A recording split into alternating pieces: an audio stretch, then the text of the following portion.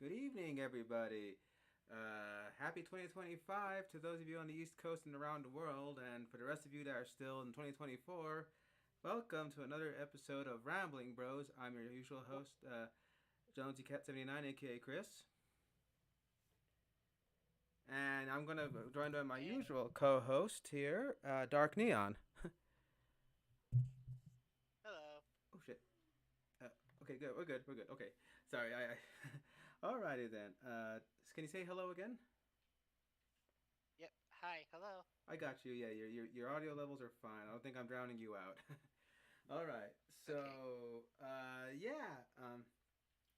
This is a end of the year stream, of course. You can tell because today, as of this recording, it is the year of our Lord 2024 in this part of the mountain time. Because my dear friend is like a nose from the distant future, which is like about a couple 2 hours ahead. Yeah. Alrighty then. Even though half of us in the future and half of us are in the past, I think it would be fun just to look back on quite a year where a lot has happened. Actually, not to get into too personal stuff since I don't air a lot of that stuff out here, but you know, things have changed. There were some close calls and some scares. There were some moments of euphoria and some moments of downright just feeling down in the dumps. But overall, I'd say this year was pretty good for the most part, in my view. Yeah. I did get to have a chance to visit one of my friends in Wildwood, New Jersey, which is probably one of the best vacation spots to feel like relief and honestly that weekend felt like it took like a week long. That's how long it felt to me, at least. Like time didn't zip by. It's like all time actually was used properly.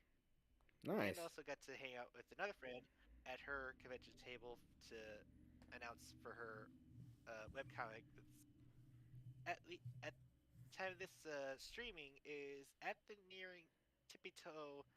I think it's past its halfway point of its second season finale.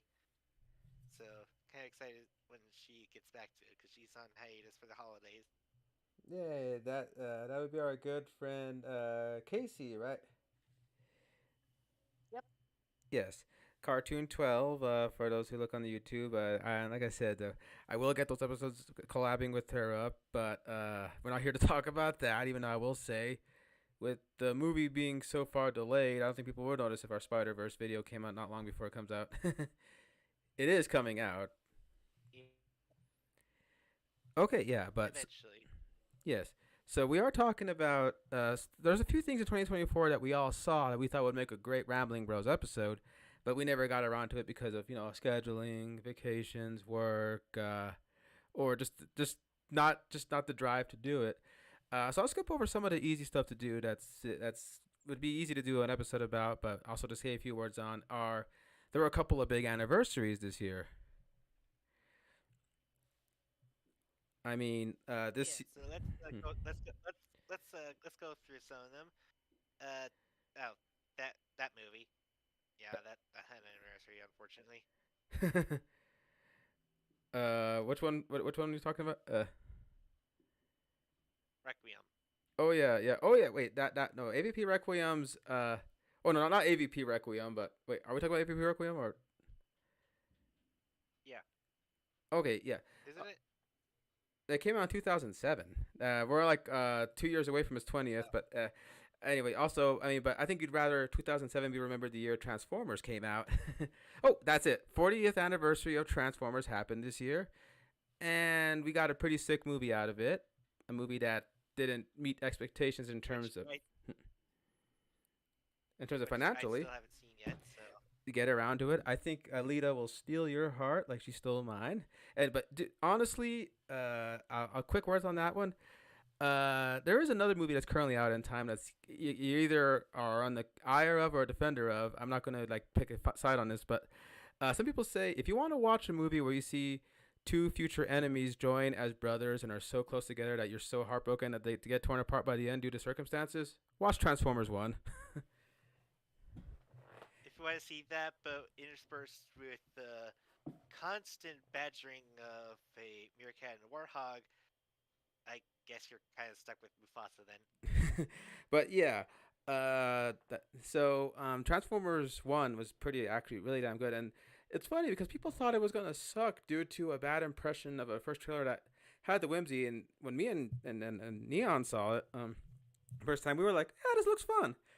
But to hear the internet talked about it, I was saying this is the biggest slap in the face to Transformers since Michael Bay put balls on Devastator. Well, for the first trailer at least, because it was a lot of like the bad Acetron jokes and I'm not talking to you stuff like that. Celebrity voices like Chris Hemsworth and Scarlett Johansson. People are like, "Oh God, how is this going to be good?"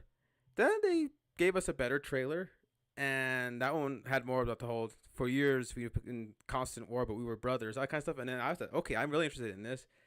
And then when I actually saw it, I think it's one of my favorite like movies of the year. One of them, not like the number one spot. There's another movie that has that heart for it, but oh my god, when you get around to getting it, like buy the physical disc. I mean, because the most sad thing about it is it came out at a weird time. It chose September to be its release date, which goes right before Halloween, and a big behemoth with the ghost with the most ended up taking over that month.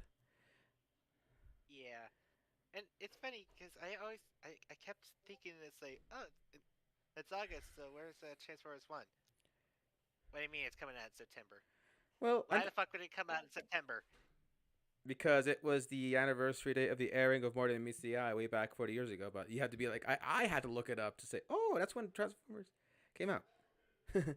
So, some people, I mean, the movie underperformed enough that Paramount shut down their Hasbro division for film development. So I guess instead of like having a dedicated thing just for making that, Hasbro's just gonna tell them, hey, can you make a movie out of this in a way rather than, I mean, it'll be like the arrangement they had before, like with the '07 movie and everything else like that. They just thought, hey, you guys want to make a movie? And they'd be like, yeah, sure. Rather than we'll have a whole dedicated department making a universe for Hungry Hungry Hippos and Monopoly and I mean, the GI Joe and Transformers really and My Little Pony are one of the few things you could actually make a full like multimedia universe about. Because you want to try to make a thing out of Monopoly or Sorry, good luck, I guess. Doesn't has doesn't Hasbro also have Dungeons and Dragons technically? Well, yeah, Or am I that thinking and something else? that was good. That Dungeons and Dragons movie, which also sadly, was considered a underperformer, even though it gained a new life on social media and in at home release. And as you remember, we all love that film. Hell, like I says,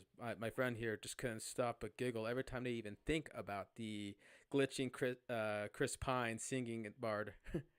His face starts swelling and Yeah. his eye starts popping out, and the guard's like, "What the?" hell?" One of the funniest moments, but yeah. So, but Transformers One, really good.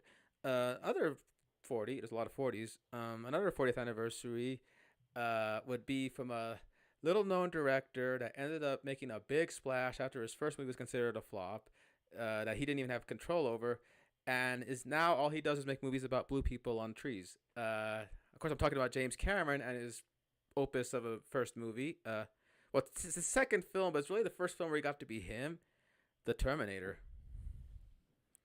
Mm-hmm.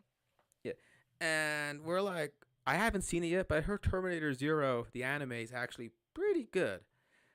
Which Oh I yeah, I forgot they had an anime. unfortunately that was put on Netflix, which they're asking for Which your. mean which it means I don't give a damn.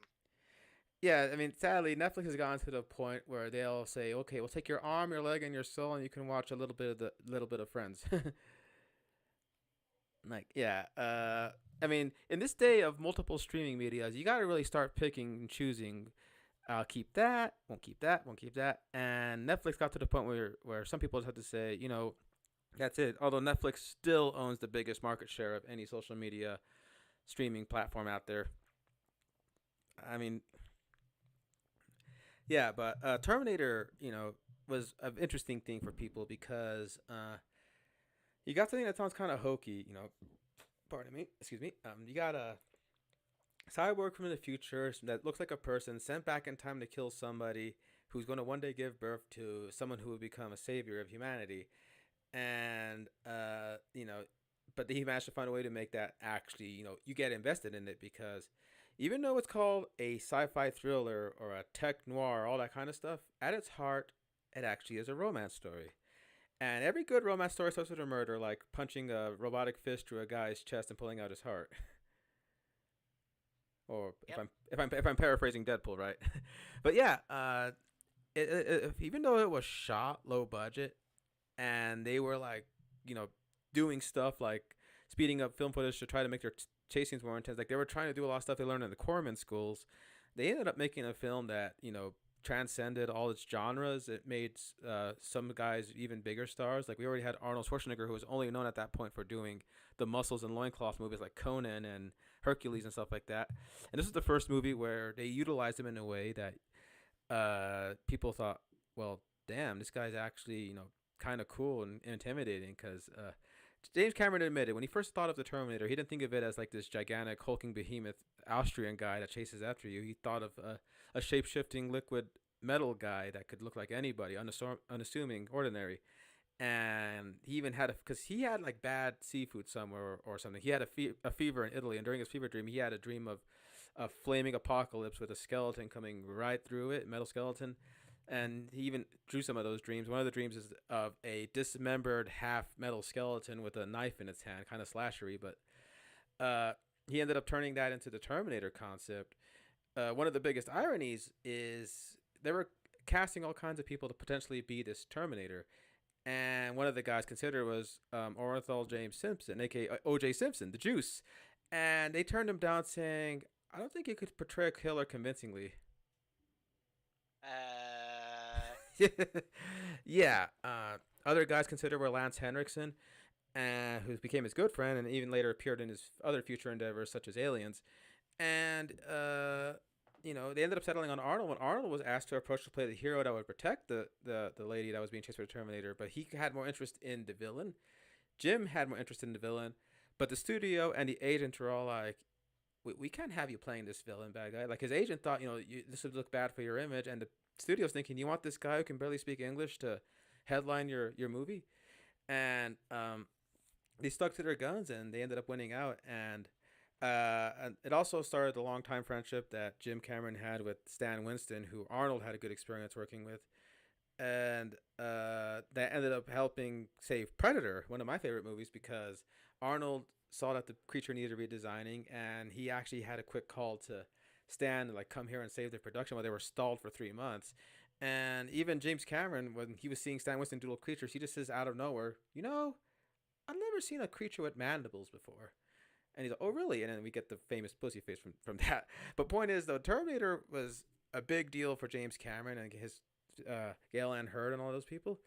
And Linda Hamilton ended up, getting a lot more work from off of it, even though Sarah Connor is such a great role. And it's so funny to watch the first one again after seeing how the character has evolved over many comics and iterations and, the sequels, to see that she was just a regular, waitress who had ice cream scooped into her dress and everything like that, couldn't get a date. And next thing you know, she's being chased by this monstrous figure, being told by another guy that saying that, your son is going to be the one that'll help us smash those guys to junk. So she takes it all pretty well because she goes from scared, timid, cowering under her stuff to like actually, telling this guy on death's door to get up on his feet. It is actually quite inspiring to see that role. And you know, it's like I think the thesis is right there when she has a bad waitress job and one of her coworkers jokes, in 100 years who's going to care? And imagine if you thought your life didn't amount to nothing, but you find out from somehow that it'll become the most important thing in the world due to a little circumstance. Oops. yeah, wasn't there also kind of a bit of a slight controversy later that the idea of the Terminator was kind of used before? Well, if you talk about the Harlan Ellison thing, he wrote a couple of short sci-fi stories and scripts that were made it into like Twilight Zone stuff and all that stuff. Like one involved a soldier from the future, traveling through time, and another one involved I think replicants and that kind of stuff. Like basically humans that look machine. And it was a lot like some of his stuff at a point where James admitted he never read or saw this stuff, but the studio, to avoid hot water after a long legal thing, ended up adding to the home releases with acknowledgments to the work of Harlan Ellison. So that was the thing. But you gotta admit though, James made it stick out, and it's I think it's talked about belovedly, but I think it's for most people overshadowed by its better big brother and most people's favorite Terminator film, T2. Which that actually included the amorphous Terminator being. Mm-hmm. So you can argue that T2 was T1 done the way Jim wanted to. Now that he's done Aliens and other movie Abyss, like he became the biggest filmmaker in Hollywood. He's able to do more of what he wanted, rather than being some second unit set dresser on Galaxy of Terror who went on to make Piranhas 2 The Spawning and got locked out of the editing room for that. And now here he is making some of the biggest movies that involve technologies that would have blown young Jim's mind away, making, full blown alien worlds just from your imagination and putting them into a computer and making them look, breathtaking, which next year, for you, this year, December, Ash and Fire finally comes out. I know you're a little disappointed that it got delayed back because we couldn't have the Battle of the Blue this December. Yeah, it's more funnier to see Disney just say, no, no, we're totally number one. We're number one. In some parts, like they had to put number one with a big asterisk. And somewhere Robbie Rotten is looking at him and shaking his head, going like, "You poor pussies." But yes, so Terminator, great film. Do you have any thoughts about Terminator? I didn't mean to ramble so much about that one, but the first Terminator at least. I mean, it kind of goes without saying you really enjoyed the Terminator franchise, even though it's kind of a little bit of a mess. Yeah, I Only mean, because we just couldn't let go of the fact that Salvation was actually decent. It was pretty good, but it's like no, no, no. We want classic Terminator. Then they kind of got it at the risk of doing more time nonsense shenanigans. And it's like okay, try fine. We'll just bring back the original actress to do one last thing, and people got pissed within the first 15 minutes. and unfortunately, in both of those cases, they tried to start new trilogies that would not go anywhere. Salvation was supposed to start a whole trilogy about the future war. It didn't meet standards, so got shelved. And most people blamed it about the lack of Arnie. Genesis had Arnie, but it had so much time travel plot and a very, very woefully, I appreciate what he did, but very uncharismatic Kyle Reese and Jai Courtney, which he was a great Captain Boomerang. Rest in peace from what happened to you in the Suicide Squad. But his Kyle, he looked like he would be a better Terminator than Kyle Reese. And Emilia Clarke, Mother of Dragons as Sarah Connor actually was pretty good, but I don't know. It got so far up its own ass about the time travel thing because there were so many mysteries. Who was the mysterious person who sent the Terminator back to the 70s to save Sarah from a T-1000 sent back then? How did T-1000 know that Kyle Reese was going to be there? How did Kyle's younger self be able to tell his older self about Genesis? And Genesis was Matt Smith this whole time. I mean, Skynet. I mean, you see, the more I explain it, the more you realize what they had all kinds of good ideas, but they literally threw everything in the Somebody blender. was cooking. One too many cooks was in the kitchen. I And think, Gordon Ramsay is certainly not happy about it. yeah. And then Genesis, I mean, Dark Fate tried to, but it tried to break away from the chains of the original, trying to be a send off to be a proper T3, with Linda Hamilton, because Jim and a lot of fans were upset that she was written out the way she was, and then the Sarah Connor Chronicles tried to rectify that, but then Fox being Fox. I swear to God, Fox, you, you should have learned your lesson from Firefly. But yeah, so and Dark Fate, I mean, yeah, there was some blood on the walls between Tim Miller, director of Deadpool, and Jim Cameron on that one, which most of the ideas people get mad at Tim for actually came from Jim, but he's the guy who made Avatar, so are you really going to argue with him? Anyway, and Jim is talking again about potentially doing another script for Terminator, like him writing it himself, because he only gave ideas for Dark Fate, but he didn't actually have full writing credit or nothing. So maybe that might actually work out. I don't know. But I heard that Zero did a decent job of resetting the board in a great way without decanonizing anything. So, I mean, I don't know. Like it's we all wibbly wobbly timey wimey. So, oh, I think that also peeves you as the waste of Matt Smith as Alex, aka Skynet. Oh no. Because to be fair, I keep to be fair, I keep forgetting Matt Smith is even in that thing. Oh, but okay. Also, when you guys make more Terminator stuff, for the love of God, whoever's cutting these trailers, please stop showing the big part right away. I think Seriously. I think that killed Genesis before they even had a chance to get started up. You find out that Jason Clarke is a Terminator, and you go, "Oh, maybe this is an imposter, John." And you find out, no, it's him, and they say, "Well, that would have been nice to know, not knowing into the movie." But then again, they did the same exact error in T2 apparently, where there was one trailer that had it missed. You don't know if the Terminator is on or the cop are on John's side, and they cut before the reveal. But then there's one that flat out tells you once he was programmed to destroy the future. Now his mission is to protect it, and you go, okay. I Even the, mean, it's, I think that one works a little bit different given the fact that it really would actually make people go like, "Oh, okay, that's kind of neat." well, because like if you watch And it, to be fair, they don't really focus too much on the T1000. So when you and see then it, your mind is blown. we when you see him doing all this crazy shit, that's where the surprise is. Yeah, you're right. So, but yeah, like if you watch it blind without no trailers, go straight from T1 to T2. They really do play up the Terminator as an ominous force. Like when you see him like go into the biker bar and brutally take out someone, where it look as opposed to the T1000 looking like he stealthily takes out a guy without killing him, whereas the Terminator just messes up a whole bar. And then you got the whole like him looking for John, calling him a target and everything like that. And you got even like the ominous thing with the grandparents, the foster parents being told by the cop that we had some big guy on a bike looking for him, and you're thinking, oh, Oh no.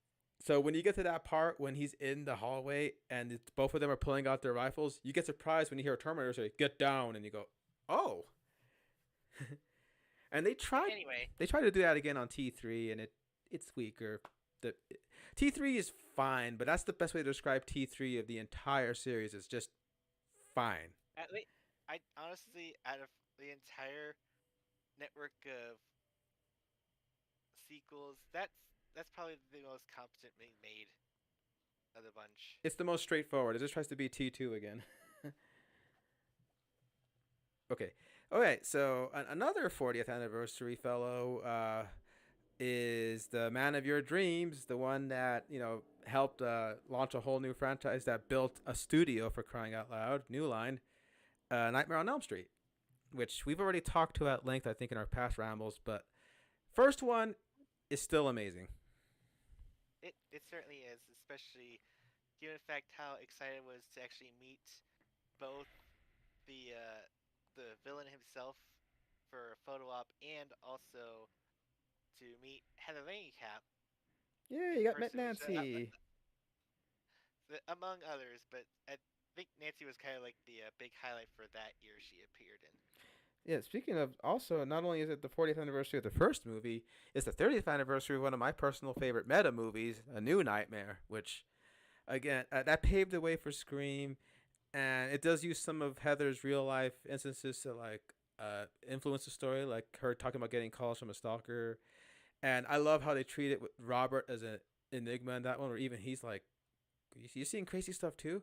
Originally, they had a whole deleted scene where you would see Robert Englund get a nightmare in a spider's web with the demon Freddy playing a giant spider in that one. But I think they figured that would just confuse the audience way too much. What the hell was up with the '90s and always trying to put in giant spiders in like pop culture ephemera? Oh God, Kevin Smith's famous story about John Peters and the and the spider in the Superman Lives script. I still love what he tells them. You gotta have him fight a polar bear. Why do I have to fight a polar bear? Did you know that polar bears are the deadliest animal in the animal kingdom? No, I didn't. I didn't know it. And so he has a polar bear bodyguard, and then he tells me you got to put a big fucking spider in there. Why? Did you know that spiders are the most dangerous animal in the insect kingdom? And first of all, they're not insects, and second of all, I think you watch a lot of nature documentaries. That's what Kevin says. He got his spider in Wild Wild West. But yeah, Wes Craven, rest his soul. I still love that story he told. Like, if you ever want, okay, we can ramble on about it, but if you really want to talk about Nightmare on Elm Street, the best documentary ever made on it is that Never Sleep Again thing, which I think you can find online, but they actually have physical DVDs and books of it. So, I mean, they made others like, in fact, I think Never Sleep Again is like the prelude to like the CV creators style stuff like Into Darkness and In Search of Darkness, yeah. In Search of Darkness and what was the future one called again? Uh, In Search of Tomorrow and, was so, yeah. and then they even did special like exclusive movie ones, like they did one on Aliens this year, very great one, and they got one coming up on John Carpenter's The Thing, which God, that's going to be exciting. But yeah, but Never Sleep Again is feels like that kind of same in depth where they got everybody they could. They talked to everyone about it, and everyone who was still available and alive, and it was just amazing hearing some of those backstories. Like when Wes Craven talked about how one time when he was a kid, he saw like this guy in a street corner with a trench coat and a hat, just like fiddling around to himself, just looking like no up to no good.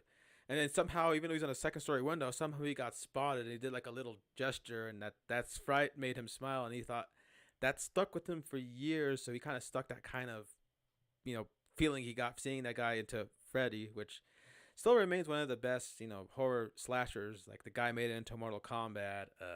He's been parodied so many times. I'm sure people who are like kids recognize him just from the parodies. Hell, the most funniest one will be Scary Terry in Rick and Morty. That one still makes me laugh when I see that one.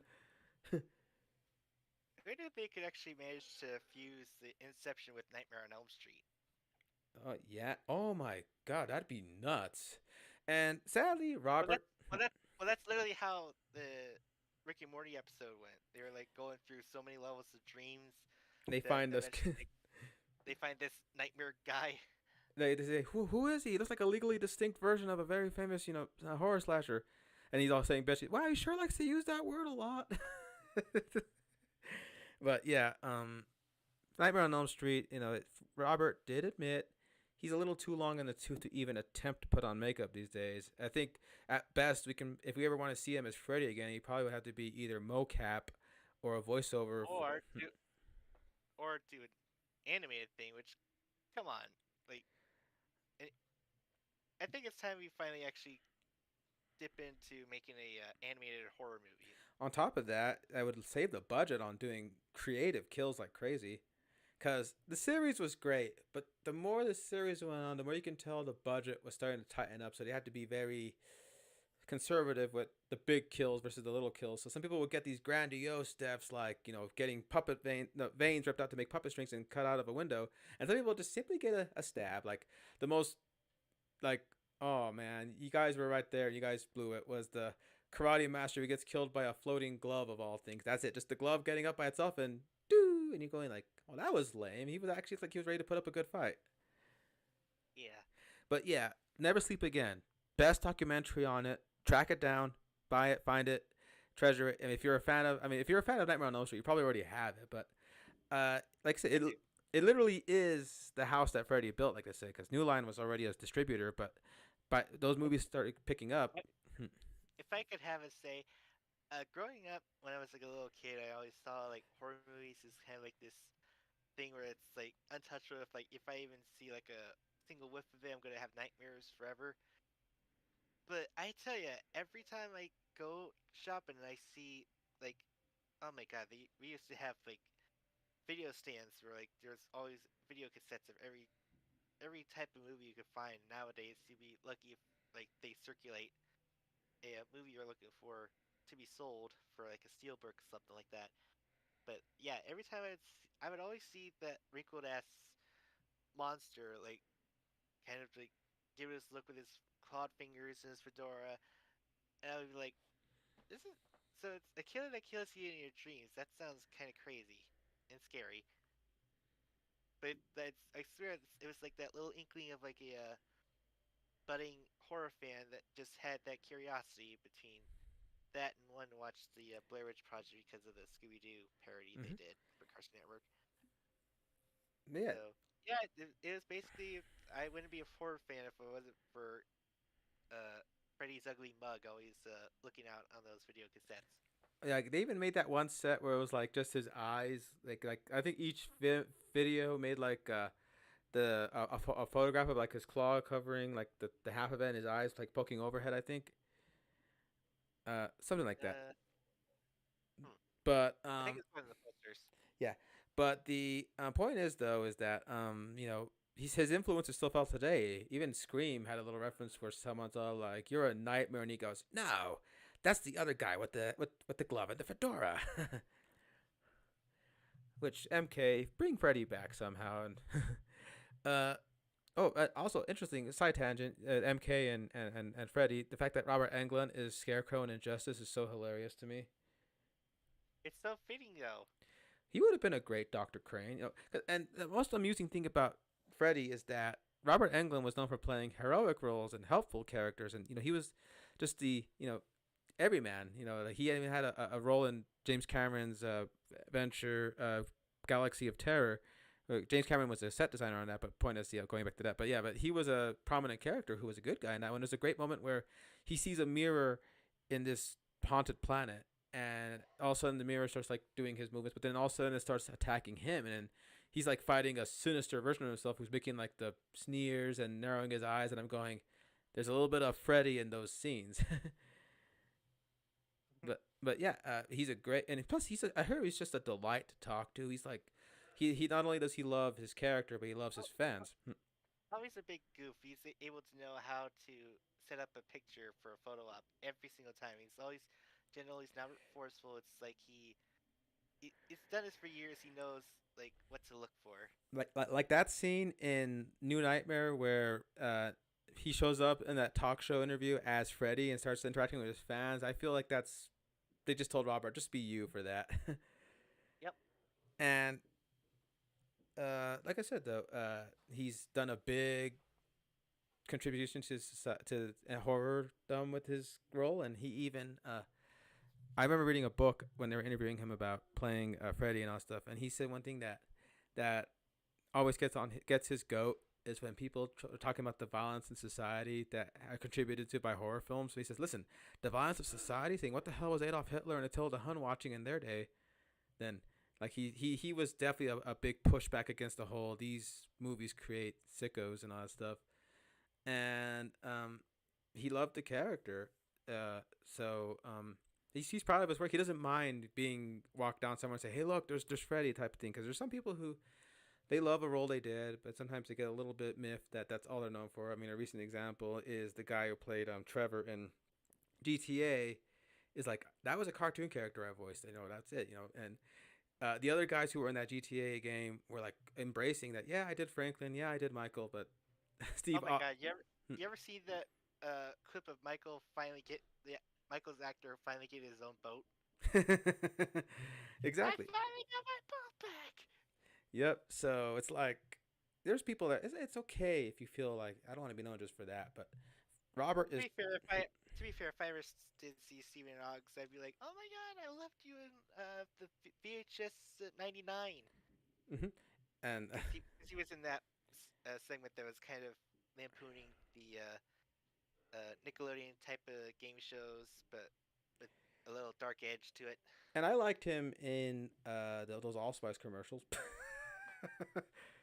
But yeah, point is Robert Englund, one of the all-time greats, and we're so glad that I'm glad you got a chance to really like read him. I got to meet one of the Jasons, Kane Hodder. I got to see him too, That's good, Kane. and you got to even meet Tony Morga, who that guy, he said that guy when he stood up, you realized, well, shit, he really is tall. Like, Yeah. and he said that when you were doing the whole pose for the Army of Darkness homage, you said that he felt his grip in a way where you're going like, damn, he's Oh, still oh, got. oh shit, he really is kind of like Jason. And it's a shame he's only known for playing the quote unquote fake Jason. I think I'm sure if he was offered a chance to play Jason in a few more movies, Oh he no, probably. he was also not only that, but he was also Michael for I think the dream sequence in part 4 Jason, uh, the Jamie Lloyd character, and then I think he was like one of the Leatherfaces Yeah, for the Texas Chainsaw. I don't remember. I think it was Chainsaw 3, Possibly, maybe. yeah. But yeah, we got to meet those guys. That was pretty great. So another anniversary on that mark is the 20th anniversary of the Saw franchise. And we had a whole retrospective, which I have the audio for still. I never cut together. But I remember there was a point where we ended up watching all the Saw movies because they were available because Spiral was coming out. And I remember Oh, us laughing our asses off completely at part 7, the final chapter, because of. I mean, the Derek the was groaning. the pink blood, the stupid ass like love triangle opener, and ugh, The neo Nazi trap was so cartoonishly over the top. I'm like, there's no way Kramer would have come up with something that stupid. yeah. That- I think that was like the writers just having like cliff notes like, hey, what's that one idea we had in part 5 that we thought was just too stupid to do? Yeah, the car one, that one. Let's Actually, use that one. if I remember, that was actually a last minute addition because I think the studio said there wasn't enough kills. There was too much space in between kills. So because you're right, you're watching the movie. There's this whole plot going on, and in the middle of it, you get this random ass trap sequence where you got these neo Nazis who are demented. End up just getting killed. You're not rooting for them to get out of it anyway, but the way they get taken out, I think one of them was like a lead singer for a band that was a fan of Saw. So I don't know. It was just, it was so over the top. Like I think I was giggling like a maniac on the microphone. We were watching that scene. I think you were groaning at it, and I was just laughing at the sheer absurdity of it. Oh, and let's not forget the out of nowhere moment where Hoffman becomes a Terminator and takes out the entire police station. Hey, it ties back to T1 by himself in the most over the top way, where you're going like, there's no way. Okay, yeah. Someone's gotta be able to find out about this. And he just literally with a scalpel and a gun just takes out everyone. And you're like, and I mean, the main plot with the guy who has to learn his lesson in it is fine, It but it's it like, it was really stepped down from a. I don't know. Should I actually bring this up? It's kind of almost sounding a little bit like recent politic stuff. oh yeah, oh go ahead. However, it's sure it's guys getting the Saw treatment because they stiffed Kramer for his insurance. Yeah, that was part 6, which was amazing. But part 7 had like just some dude whose wife was trapped, and in the end, she gets locked in a steel bull, which I think even you called foul on, saying how the girlfriend literally had nothing to do with the trap and everything like that, and she was an innocent killed for this guy's, you know, I forgot what the crime he was in trouble for anyway. He was faking the fact that he did Survived the jigsaw challenge. Oh yeah, I know, but it. which I guess it kind of makes a little bit sense. It would be like saying like, oh, I was like survivor in a war and it's trying to say that just to get like a perks and specialties and all that. And meanwhile, actual veterans are getting screwed. Yeah, it's either, but I think that was enough. You had two different movies going on. You had that plot, and you had the Hoffman plot with him trying not to get found out, and it just didn't gel well. And then you got the last minute edition of Doctor Gordon from the Which, first movie. the ending of the only saving grace of Saw 7 was the ending because it actually finally revealed like an awesome, long, long waited payoff for like the first movie. I love the way that Doctor Gordon looks at the saw, that the hacksaw that he cut his own foot with off years ago, and looks at it with like disdain and memories, and just throws it to, and he takes it away from Hoffman, going, "I don't think so." It's like, yeah, you're not getting out that easy. Yeah, and then but yeah, saws. What I mean, some of the saws make you laugh at how stupid some of the people are. Like, I think Saw 3 was the one where we're yelling at that stupid slow guy Jeff or whatever, the one who who has to go save his wife, who has a shotgun collar to operate on Kramer and everything like that, and he ends up taking the revenge route in the end. But I mean, I think he was one of the more frustrating guys we had to follow. Yeah, And then part 4 had the guy who literally just had to stand still, and he ends up killing a main character from 2 because of his stupidity. Even we're going, dude, you just, dude. Part 4. And then part 5 actually had a pretty cool character who ends up getting taken out at the end because he. I would have loved it if Strom had survived and we had like a whole Sherlock Holmes Moriarty thing between him and Hoffman. I mean, Hmm. obviously the biggest error everyone said with Saw 3 was the killing of John Kramer. And then Well, they did it because one of the producers, yeah. creative leads for that passed away, and they felt like it's not Saw without them. So let's just kill it with them. So and then they made more money, and it went like, well, that was a stupid ass mistake. So they had to find ways to go show us more of Kramer's backstory, which Tobin Bell, I think he's on par with Robert Englund in terms of like being such an iconic horror actor, and he does it in a way where you kind of his jigsaw is scary, but you kind of feel for the guy. I mean, none of that exemplifies that Well, better. not only that, but it's for some viewers you kind of get his line of logic. Like don't get me misconstrued. Like at the bottom of it, he's still killing people in gruesome manners. But one, these are people that have done just as, if not horrendous, heinous acts, and really need to have. It's basically like karma giving them a swift kick in their balls. And two, he stays his hand away from children. Even when there's a child involved in one of his games, he makes it absolutely apparent to make sure that they stay alive. I mean, you could argue it was a bit of a gray line with Zepp going after Gordon's family, but I think um, I'm pretty sure. I think that one that was. I really don't think don't believe. I think he understood Zepp that he wasn't gonna be able to kill a child. Maybe he'll try to just fake it. but yeah. So Jigsaw is another one of my favorite entries where they tried to rectify the whole Kramer's dead, but what if he's back somehow? And it was all an elaborate ruse by one of his proteges to like get a corrupt cop under the collar. And then we saw Spiral, which that one.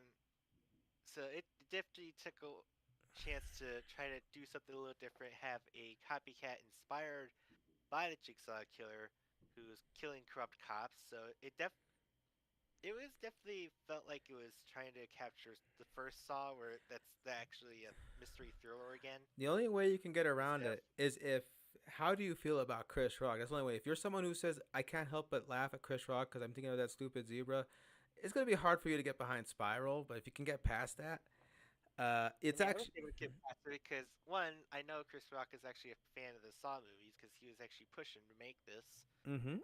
and two, when he's actually being serious, he can actually be. Let's not sugarcoat ourselves. Comedians have a way that they know when things should be funny, and when things get serious, they know how to be serious. Look at Robin I Williams mean, in some of his serious roles. or fuck, look at Jordan Peele and his movies. Oh yeah, that is true. So Spiral is a good one, but when we were announced that there was a Saw X coming with the return of John Kramer, that got us excited. Especially when they found out that it was going to be set between 2 and 3, because he was already on death's door by 3, and it was Oh no, probably it's no. It's actually between 1 and 2. I know, but it is one of the best uh, sequels of the group. I think it just. I mean, especially when you see him get wronged in a way. This is one of the few times where you can probably say he's almost like the hero of this movie, because this is one of the few movies where John is the central character. He's the guy we follow at the beginning. We see his how he goes through, and we see his. I mean, Tobin Bell acts his ass off in this movie. Yeah, it was at the very least we couldn't do a Saw retrospective, but we definitely made sure to actually see a Saw X together, and I was actually excited to do that. Because you had seen it already. You wanted to hear my reaction to it, and you knew I was going to love it. And Saw 11 apparently is running into some bumps to even be made, but if they never make another one with continuing the Kramer story, I think X would have been a great way to end how we remember the series for him. I'm sure they can do a whole new rebranding, a whole new reboot possibly, and try to move past the Tobin Bell elements, but I think Saw X is the best capper to that type of character. Yeah, it's probably not on your list, but another anniversary that happened this year is pretty much the same uh, year for both Terminator and Nightmare on Elm Street. the Ghostbusters Uh huh. are 40 now. Which also got their sequel movie with Frozen Empire, which I didn't see, but I knew anybody who did, who are Ghostbusters fans, seemed to got a big kick out of it.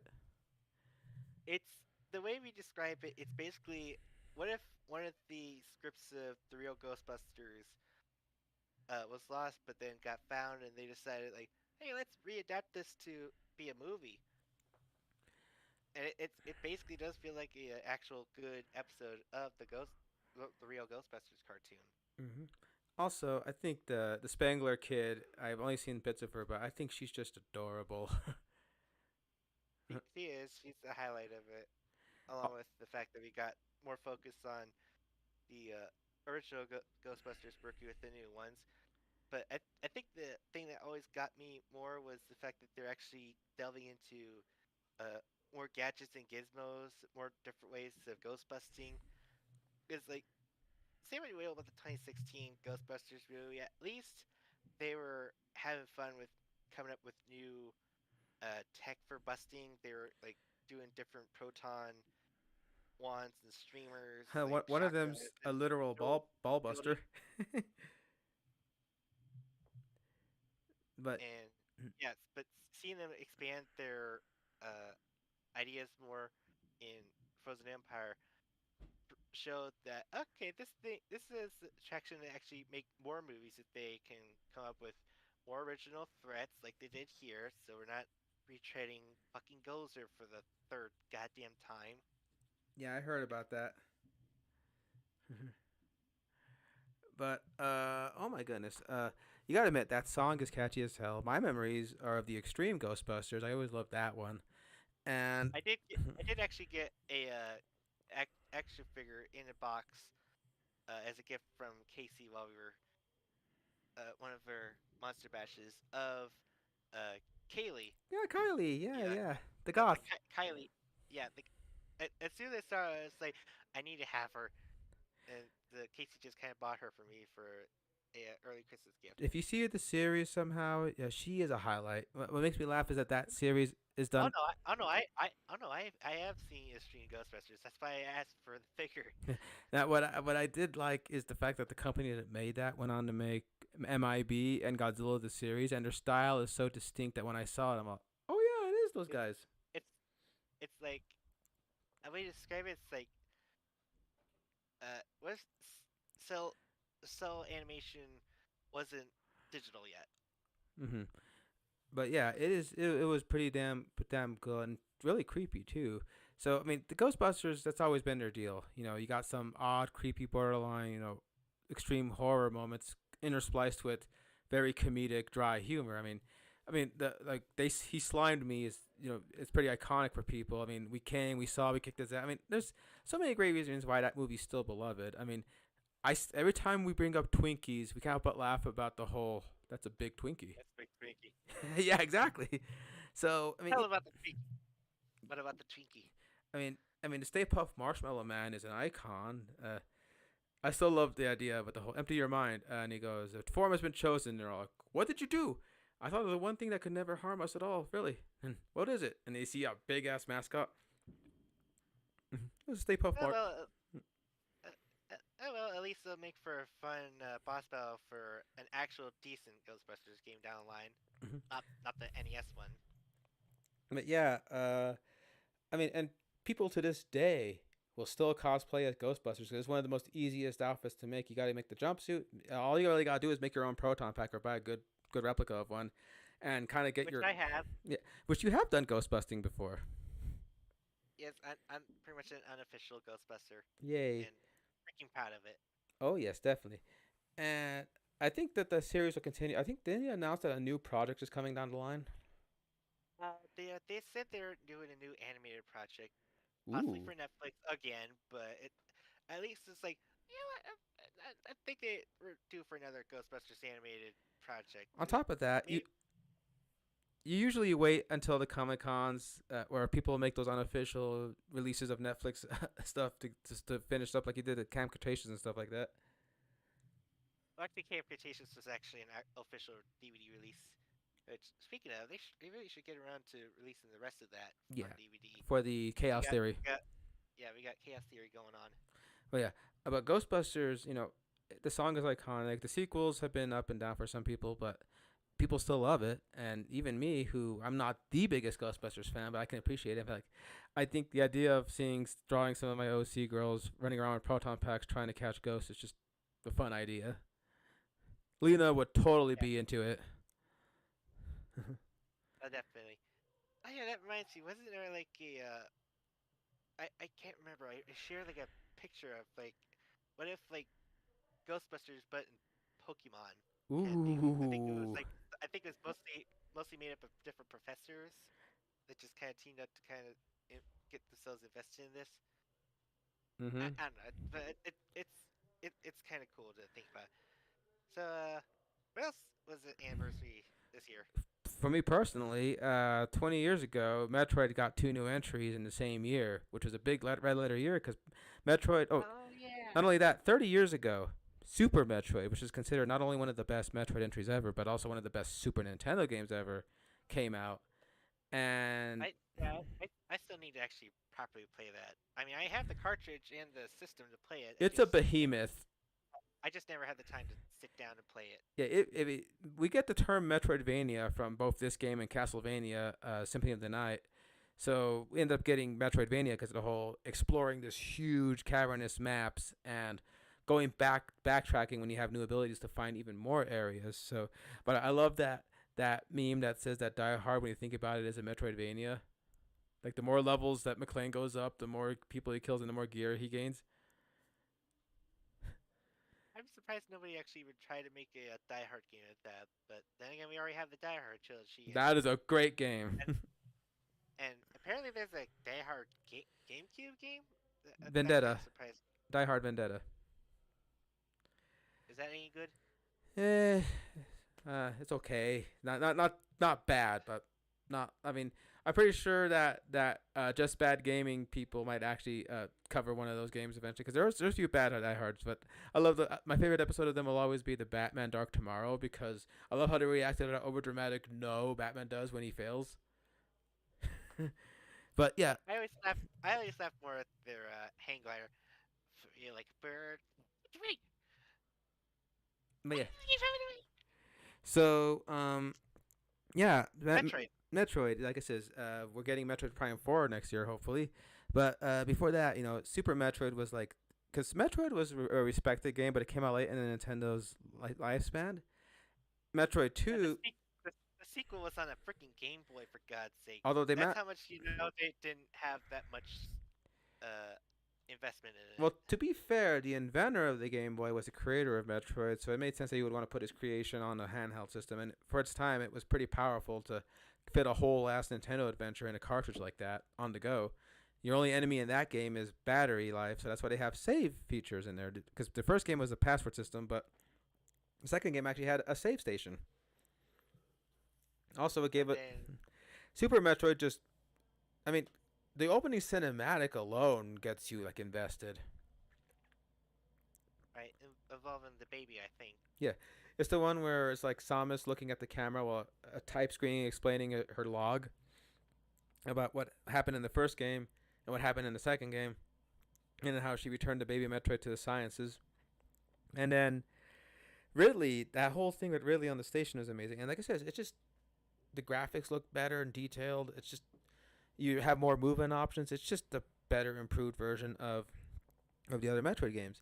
So now, And but then 10 years after that, there were two Metroid games that came out simultaneously, almost, if I recall. yeah, first was Metroid Zero Mission, a retelling of the first Metroid game, but done with an updated engine and a complete remake overhaul.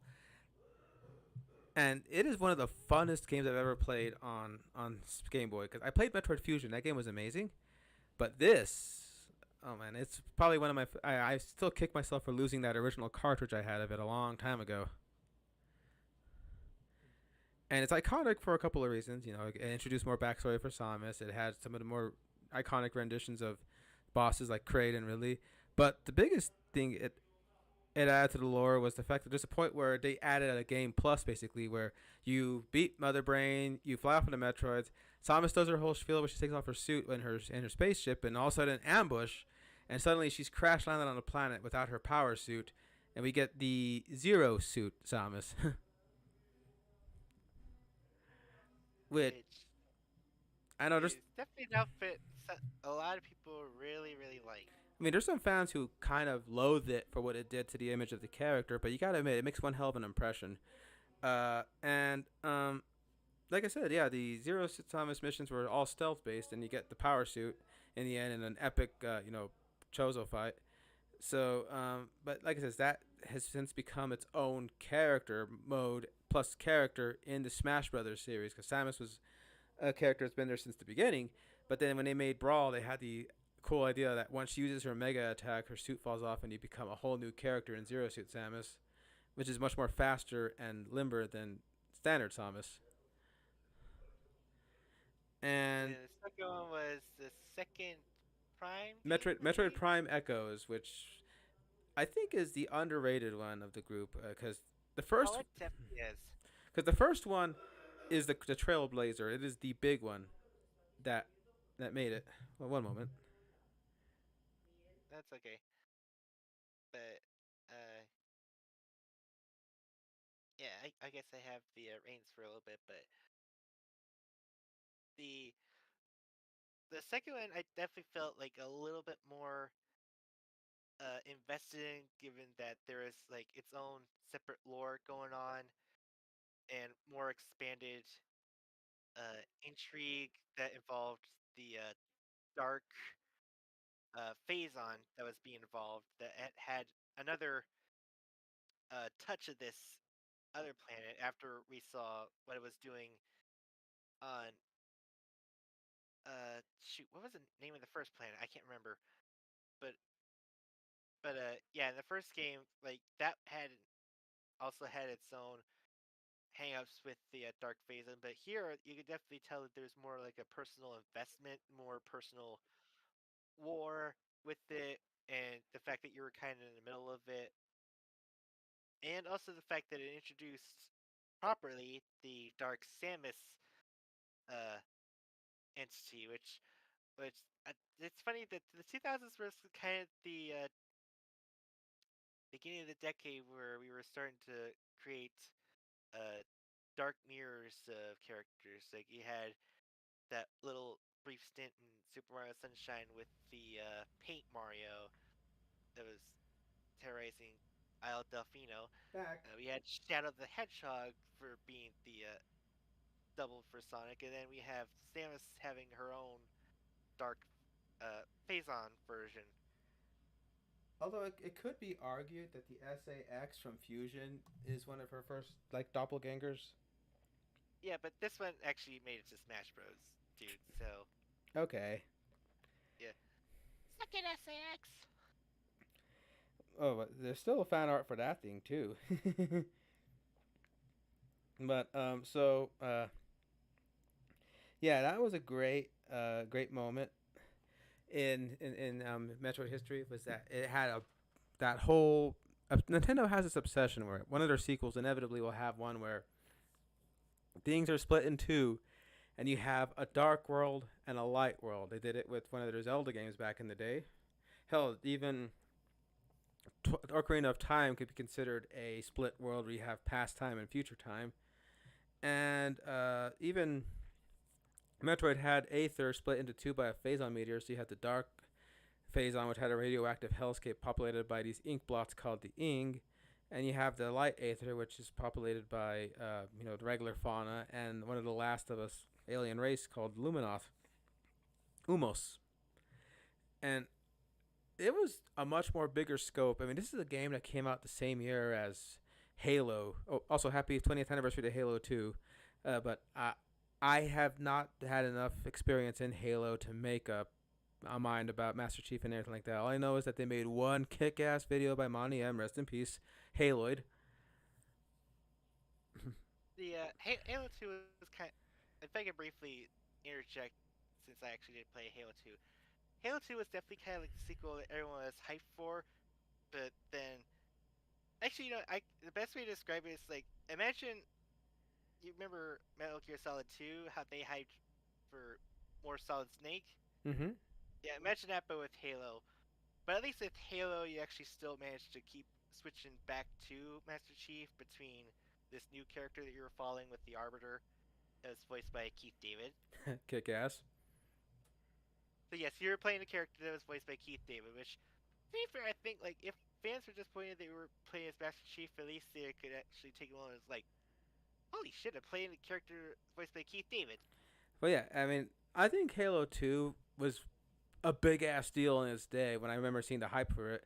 I think it only got overshadowed by its brother on the Xbox 360, Halo 3, which I think for some Um, and oh my god, I remember Halo 3 hype to the point where one of my actual high school peers actually took a day off to play it. Although to be fair, I think he was allowed to since he was also a farmhand, so that was kind of his reward for that. but I was gonna say though, nowadays that's commonplace. But back in the day, to say I'm gonna take days off on this game release date was a big deal. I think only a couple of GTA's and Halo got that honor back in the day. So, I mean, nowadays we'd be taking whole weeks off for like something we know is gonna be big. But back then, again, that is unheard of, right? Dude, I took a whole day off just to play Spider-Man 2. So, but yeah, like I said, Halo. I remember when Game Informer was hyping up the fact that we were getting both Metroid Echoes and Halo 2 in the same year. It's Like, like the or the first-person action. It's kind of hard to say both of them are first-person shooters because Metroid is more of like a puzzler, like a explorer, first-person explorer. mm-hmm. Yeah, that seems more doable to explain. I know, but it's a yeah. It's just a very like there wasn't really a competition between the two, but it was just a fun little thing to remember. That I mean, they had two big hype games. If I remember, it got a big feature in one of Game Informer's thing. I think in the same issue as the Resident Evil 4 thing, which also I think we're coming up on the 20th anniversary of the original Resident Evil 4 release, which I got remake, but I want to finish my playthrough of the original. Oh, January 11th. January 11th will be the 20th anniversary of Resident Evil 4, that game that forever changed the face of survival horror. And then get copied by Dead Space to do it in space. Yeah. So, but Metroid 4, I mean, Metroid Prime 2, or getting way ahead of myself there, is I think it's the first game was such a trailblazer for me proving you can make a 3D Metroid game that and make it good. And Metroid Prime 3 got really ambitious with its Wiimote controls and perfect, and more cinematic story. But I think 2, it just has a lot I like about it. For one, it's got some hell of suits with like you get like the dark suit, which is like this Giger-esque radioactive looking suit to help you survive the harsh world of Dark Aether. And you get my personal Yeah, favorite suit, the light the, uh, suit. the but yeah, the dark suit. Didn't I get that as a gift to your sister for a holiday? I think that was the Phazon suit from Metroid Prime 1, actually. But yeah, I remember that. Really? I thought the phase out suit was kind of a little more purpley. Oh wait, no, No, that's a gravity the suit. gravity suit, yeah. Girl has an armory. I think she can start her own Iron Man armory. Oh wait, I have a T-shirt that actually has that, where it's the Iron Man 3 poster with Samus as in the center of Stark, and on the Hall of Armors is her major armors from every entry she's done at that point. Yeah, I have that shirt too. It's currently MIA, but I'm sure it'll turn up. Hmm. But yeah, like I said though, it was a big year for Samus, and she wouldn't get another game entry until like Metroid Prime 3, and then Other M came out. But thankfully the character still endured thanks to Smash. Of course, I wouldn't be mad if people see her and say, "Hey, isn't that the girl from Smash?" I'd be like, "Well, yes," because I heard there's some people who actually get a little miffed when a character that's a guest shows up in Smash. So when people see them, they go, "Is that the character from Smash?" Like someone had that happen where they saw Sephiroth and something and went, "Oh, look, it's the guy from Smash Bros." And the parent had to like sit them down and school them on who Sephiroth actually was. Exactly. Although I'm sure It, being the it, guy, it it's just telling the fact that people are hoping that Nintendo will put out a remake of 2 and 3 before the fourth one comes. because they did such an incredible job remastering Metroid Prime 1 from the ground up for their Switch remaster. Now, if they could do that again in 2 and 3, oh boy. I mean, Honestly, there's no reason they can't. I mean, they were able to get all of Pikmin remade just in time for the fourth one to get out. On top of that, right now the only way you can actually play those games is through the high shoes way, illicit ways, which Nintendo hates, or owning an actual system like a GameCube or even a Wii U that can play these games officially. So Yeah, come. because basically my Wii U is still existing basically as like it's my Metroid machine because I have like pretty much all the Metroid games save for Dread on it Mm-hmm. So to yeah, play. who would have thought the game system that everybody wrote off as Nintendo's biggest failure would end up being one of its greatest ways to archive its history? Yeah, too bad you can't get the game library anymore through their digital stuff through that. You'd have to go the other route, the space pirate route. To we're not endorsing, by the way, so don't get mad or ticked anybody. But the option is there. We're all honorable members of the code, which are more like guidelines anyway. Oh god, Skeleton Crew. We're gonna get to that in a bit, actually. But okay, Metroid Anniversary, really great stuff. I'm trying to think of other major anniversaries for stuff that we hold dear that would be worth mentioning this time around. Mm, nothing that comes to my mind right now. 25th anniversary of your favorite Star Wars film. There was a screening of it this year. Oh, wait, was it Sonic Heroes come out in 2004? Yeah, 21 years ago. So it came out in 2003, I think. Huh, 2004. Oh wait, no, no, that's not it. That one was Shadow on 2005. Um, dang. Metal, I guess we are kind of. Metal We're, Gear Solid Snake Eater came out at a time, as did Half-Life 2. I haven't finished Half Life 2 yet. I you can pretty much guess at which point I stopped at the infamous town. That it's like, oh, don't go that way. That's completely overrun by all the zombie influences. Then GTA San Andreas, one of the best games of the original. I mean, I'm a Vice City fan, but San Andreas did change the world back then. Honestly, the only GTA I ever played is 5. Yeah, that's we were laughing about the Michael thing. Ooh, Red Dead Revolver, which ended up evolving into Red Dead Redemption. Ooh, Sly 2, Band of Thieves. Okay, that one I would definitely have a lot to say. That was our first foray between me and my actual real life brother, being fans of Sly Cooper. Come, We didn't get to finish that for when we initially got it because always had to hang us with like fucking like enemies that just pop out of nowhere and just give us the booze. But at least it's not worse than Sonic Adventure 2 god awful boo like ripoffs, which will just literally just jump out at you every time when you're stressfully trying to get these emeralds like in record time, and then like, ooh, but we also got Mortal Kombat Deception and Tekken 5 for our fighting game fixes. okay, but dude, I think we're missing one very huge anniversary that happened in 2004. I mean 2020 2024. That being Like like no, I mean huge. Like gigantic, almost seven, Titanic, 70 almost years, 70 years. godlike. Yes, Godzilla celebrated his 70th anniversary this year in November. And he already got a hell of a birthday bash gift with last year's Godzilla Minus One, still holding up, man. That movie is just. I mean, he won the Academy Award for Best Special Effects this year, which Seriously, first Academy anything with for Godzilla. yeah. And I think we already had a big ass discussion about it when we were talking about Minus One and stuff. But we also had Godzilla and Kong, the New Empire came out this year as well. Which, ironically, I'm all if I okay. I know I overused the Doctor Doofenshmirtz meme, but if I had a nickel for every time we had two ice movies with an ice themed villain and the word Empire in the title, I'd have two nickels. Which isn't a lot, but it's weird that it happened twice. Yes.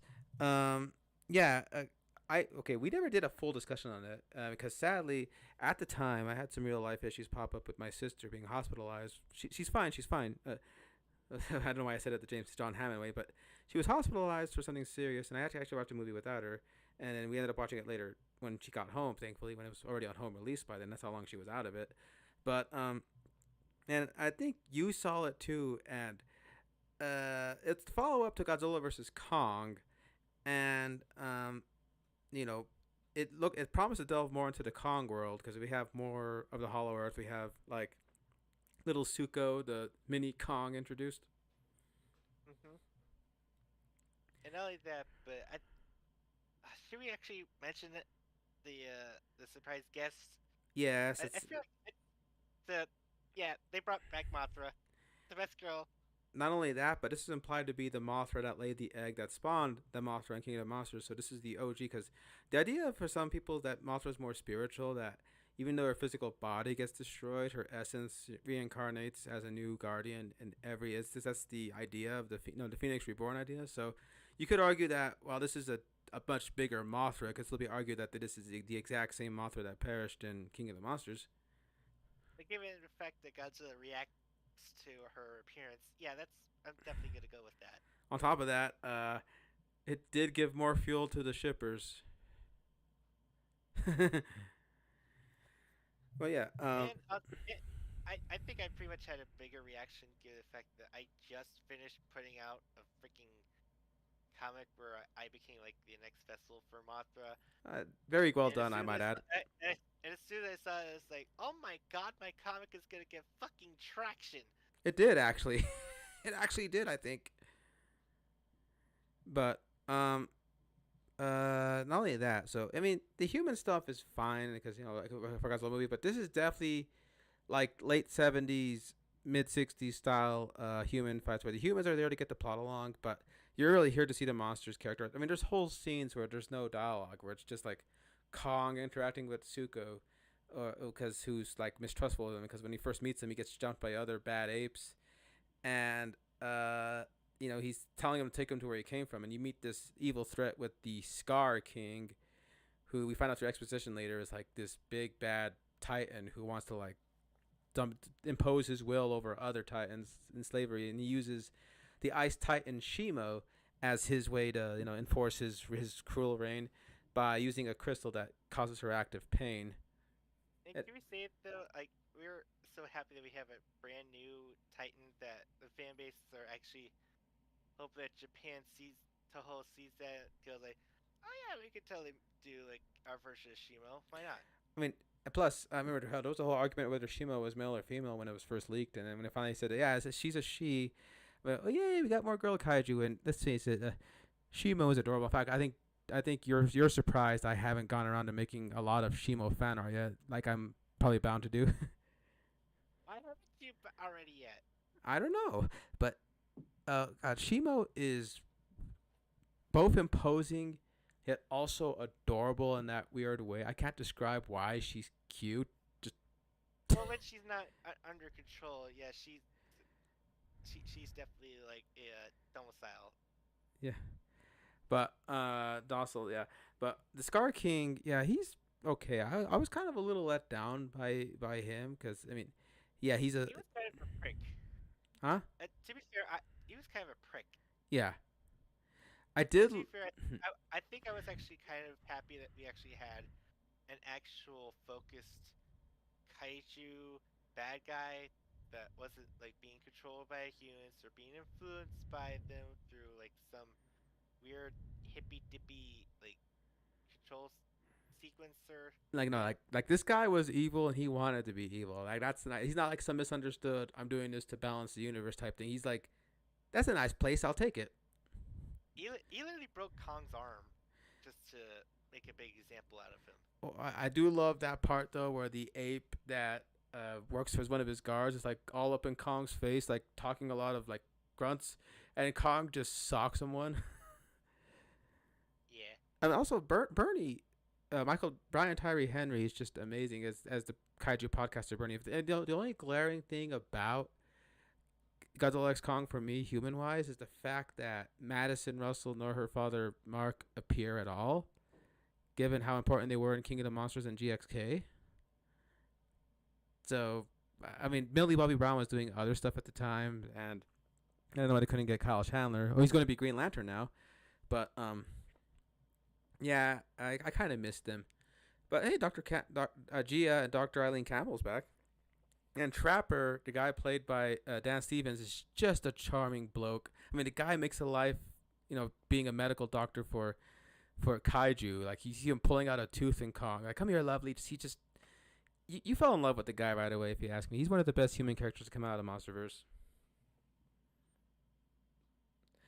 But also, I mean, I say, yeah, you say you're sure talking a lot about Kong in this movie when it's Godzilla, right? Yeah, Godzilla basically is the unstoppable force in this entire thing. He's like going to kaiju, like And skill then, up. and then between out that he treats the Rome Coliseum as his dog bed. Yeah, the director. That's literally the one thing that anybody took away from this series. That like, okay, so all this time Godzilla was just looking for a nice big cozy dog bed his size to sleep in. Because apparently Adam Wingard revealed that he wrote it with the idea that Godzilla is reminded of his home resting place he used to live in before it got blown up by the nuke, and that the Roman Colosseum is one of the closest thing in architecture to a thing he remembers, so that's why it feels comforting to him. So, yeah, but he literally he's, I guess, like his role in Final Wars. He literally shows up and one shots just about every kaiju he runs into.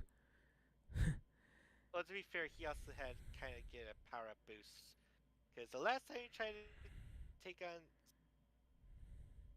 Shimo's kind, it didn't go well for him. In So, fact, he was kind of like, "Yeah, I didn't care about Hollow Earth anyway. I just that's that's your beef. I'm just gonna stay up here. oh god. It's my turn." And one of the best parts is when Kong decides to be crazy and actually go up to Earth from Hollow Earth, and Godzilla has a look on his face of like, I thought I told you not to show up, so he just showed up to kick his ass, and even Kong has a wait moment with his hands up, like hold on, and then Godzilla just don't care. They make a mess out of the pyramids in that one, but oh my god, it is one of the great parts. And even there's a point where Kong gets hit, and he has a look on his face of like, okay, this is the only way to get through you, and he starts trying to fight Godzilla. Of course, the highlight of the movie is when they all get together at the end, when Mothra is able to convince Godzilla to side with Kong, and they have this big All right, fine, but I won't do this for you, babe, not for him. yeah, and they have this big ass brawl in the underground Hollow Earth with zero gravity and all this stuff, and it's just so off the wall. Like, the only missed opportunity, my friend said, was because of his low gravity. They should have had a point where Godzilla like slides on his tail. I'm sure they're saving that for a special occasion. Because, the whole Mystery Science Theater clip is iconic and everything. Yeah, But, that would be crazy to get a movie where Gigan, we get a Titan version of Gigan. ooh. Of course, you all know what crabby bastard I'm waiting for to show up. The way James Rolfe says Yeah, it. Destroyer! Yeah, I'm waiting for Destroyer to show up ever since they set up the Oxygen Destroyer being a thing. you're hoping that the After Effect actually inadvertently is creating a new Titan. hmm I mean, people keep saying they want to see like Biolante and other, classic Toho Monsters Brothers Titans, but there's some people that also say they want to see whole new Titans because we've had Titans that become iconic like Scylla, Behemoth, Methuselah, but they always get overshadowed by the more well-known names like Ghidorah, Rodan, Mothra, that kind of thing. But Oh, yeah, but we kind of got that with this movie. the So Shimo, yeah, Shimo and Scar King. I wish they could have given him a better, like, mythical sounding name than Scar King. But I guess Uranus would have been easily corrupted into Uranus. Wait, I think Uranus, Kronos was the Titan that was the one that ate all the gods back in the day, and Zeus had to like bust his siblings out of his stomach, if I remember my myth correctly. hmm Yeah. So I mean, no, I'm sure if they were gonna call a Titan Kronos, they would save it for a big deal one. Oh But yeah, definitely. yeah, and they also made a Kong game, Kong Survival Instinct, which has a new Titan named Abaddon, who's described as a big deal, a big spider with a skull for a face on his abdomen. But the game is okay because you're playing a human trying to survive all this Titan shit, but it's done in the weirdest way possible. I thought it was a mobile game when I first saw it, but it's on PS5. I think it could be worse. Could be Rise of Kong. Oof. I don't know. I think it was, and that year was a race to the bottom between Rise of Kong and that Gollum game. Yeah, that was. Whew, that was a stinker year. Hey, at least 2024 didn't have any stinker. Oh God, we had so many live service garbage. Oh yeah, and some of them are already dying as it is. But One of them literally died 2 weeks when it came out. poor Concord. They made How do all. you how do you do that? How do you like make spend 8 years building a game up only to have it die out in like 2 weeks? Yeah, they had yeah, like I said, they had a whole secret level episode based off it.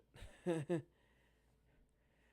knows? Maybe they could actually salvage it, do like what the Sonic Boom did, where like the cartoon still went on, but the games kind of didn't uh, and prosper everybody was anyway. was blaming the wrong reasons for why it failed. Oh, they didn't like it because they had unconventional game character designs. They were too pandering, and no, I think the real problem was it took 8 years to develop. It ended up jumping on an oversaturated market where you're having like a million clones of a certain game that's already itself on shaky legs, and it, People were getting sick and tired of live service games at that point. yeah, It's between Suicide Squad and freaking Skull and Bones. Ugh. yeah. But ironically, How the fuck do you give a stamina bar to a boat? A freaking boat! on top of that, the irony of it imploding so bad is that we actually did have a similar shooter of its ilk actually do well. That being Marvel Rivals, which people are absolutely in love. In fact, the fan art community has gone gaga over some iterations of characters. Like Squirrel Girl's back on the menu for people. But dude, she was always a great character design. But the Rivals one really did catch people's eye. I got to get around to playing it. I have downloaded, but I haven't played it yet. Wait, what? Marvel Rivals, I have it downloaded. I have it Oh downloaded. yeah, I want to play that too. I mean, It's so good to actually have an actual good Overwatch type game to play now. sorry, Overwatch. Overwatch itself has seen better days. Although I do feel bad that I missed out on that My Hero Academia pack that made Juno Iravity and Tracer Deku, which, God, I don't know why that tickles me in such a way. Oh, and Kiriko Uh, was Toga. yeah. Uh, I think we kind of diverted from plot. Where were we talking about our main point here? Oh yeah, Godzilla. Godzilla vs Kong. Maybe that went into the video games. Yeah, but yeah. So Adam Wingard has gone on to greener pastures. He's going to be trying to do a Thundercats movie next, in addition to one of his own original projects. So the next Godzilla movie is being given to a new fella who's only done a few British films, and we don't know if it's going to be Godzilla centric like Wingard wanted to do, or if it was going to be in the more of the team up plot. But let me see. I have the name of the fella right here, and the film has still remained to be untitled. But Grant Spator is going to be directing the next Godzilla uh, MonsterVerse project, and it's being written by David Callum, who wrote the Expendables movies, I think. But hey, we'll see what happens. Uh But oh, yeah, Godzilla's Big 70 was definitely. I think the biggest thing that came out for the 70th this year, besides that movie, was that Last Utopia YouTube channel has been prospering, making its own kind of kaiju mythos. oh my God, that Living with Monsters thing is one of the most amazing things I've ever seen, Did and that's a you see the fan made latest one they project. put up? Oh, Did you see the latest one they put up? what It was the the Shin Godzilla one? Outpost. Yeah, Shin Godzilla meets Biolante Type Oh, One. oh, damn. I still got to get around to it. Yeah, it's like yeah, Shelter 54 or Outpost 54. I I think it's Shelter 54. But yeah, that one will give you chills, man. I also saw that there was another game in the list of games that I saw. Oh, that came out 20 years ago. But anyway, we mentioned Star Wars: The Phantom Menace's 25th anniversary. Another thing in Star Wars that we wanted to cover is the now unfortunately short-lived Acolyte, which got done dirty so bad by both budgeting and reception. But I think you and I actually came out of it pretty enjoyable for us at least, right? Well, I definitely want to see where they were gonna go with the story plots they left hanging, which I'm sure they'll cover in some form or another. Oh man, you're gonna be sad. The guy who played the stranger, Kamir, he said that the plans included for 3 more seasons plus a movie, but it just didn't. According to reasons, it wasn't just the reception; it was the fact that it went way over budget in some areas to the point where the bean counters got a little nervous about justifying even doing more of it. So in the end, it all comes down to money and other stuff. But Well, but they'll still be able to cover it in some manner because it's part of the High Republic line. So maybe in the future books they'll probably tap into that storyline. well, they better get the original cast to play themselves in an audiobook. Yeah, they do some of the audio dramas with it. But yeah, but point is though, I loved the idea of it had some of the coolest lightsaber fighting in recent memory. On top of that, I loved JJ as he has a Korean name. I can't really say the full thing. Master Soul just was my guy, even though he was revealed to like have a few you know misgivings in his portrayal. But Hmm. I think the actor actually learned English for this role, uh, which that's kind of crazy to think of. Lee Jung Jae, who's also back on people's screens in Squid Game season 2. In fact, it was him being in Squid Games that encouraged the creator showrunner to say, "I want that guy for my Master Soul." And even though it was revealed that he did a few things that would have been against the code, you couldn't help but feel like, God damn, I feel for the guy. And then they did the whole deal with I did that whole thing with the. Sorry, I got sidetracked. Uh, I didn't. I really did enjoy Yord and his stiff adherence to the code, but a little bit of a rebel bad boy attitude about him. There was friggin' Master. Oh, I gotta pull it up again. I'm sorry. Carrie Ann Moss, freaking Trinity, which they even admitted that was the motivating factor to get Carrie Ann Moss in the acolyte. Hmm. She ended up being the one that was right. Oh, and we had a Wookiee Jedi in Kel Naka who was off screened, but Yeah, but that would kind of hurt a little bit. oh man, but the big deal was and Daphne Keenan's Jackie Elon. Oh my gosh, we were not ready for episode 4, man. I In don't think anybody was. Indara was Carrie Ann Moss, and they said like having her. Okay, is it really a spoiler if I say that she's get taken out in the first episode, first entry, cold open? Yeah, I'm just gonna be cold blunt with you. I really don't think anyone's gonna care if we spoil it. Oh yeah, okay. So like they said, getting her taken out as the first thing. First one hand, I was all. Imagine if you bought an Indara figure and you were like so hyped, like, I can't wait to see this High Republic Jedi kick ass, and then she gets shish kebabbed in the opening. Oops. Thankfully, she has more flashback scenes that show her just how much of a badass she actually was, and of course, the character that is just amazing is Manny Hakinto as the stranger Kamir, who, oh my god, everything about him was just delightful to me. His Sith Acolyte mask is amazing, but he's even more imposing without it, if you ask me. And oh god, like He's definitely a character that makes you think about like why the hell would anyone want to go follow the dark side? And he brings up actual like interesting points. That just go, well, shit. When you put it like that, I guess I can't really argue with that.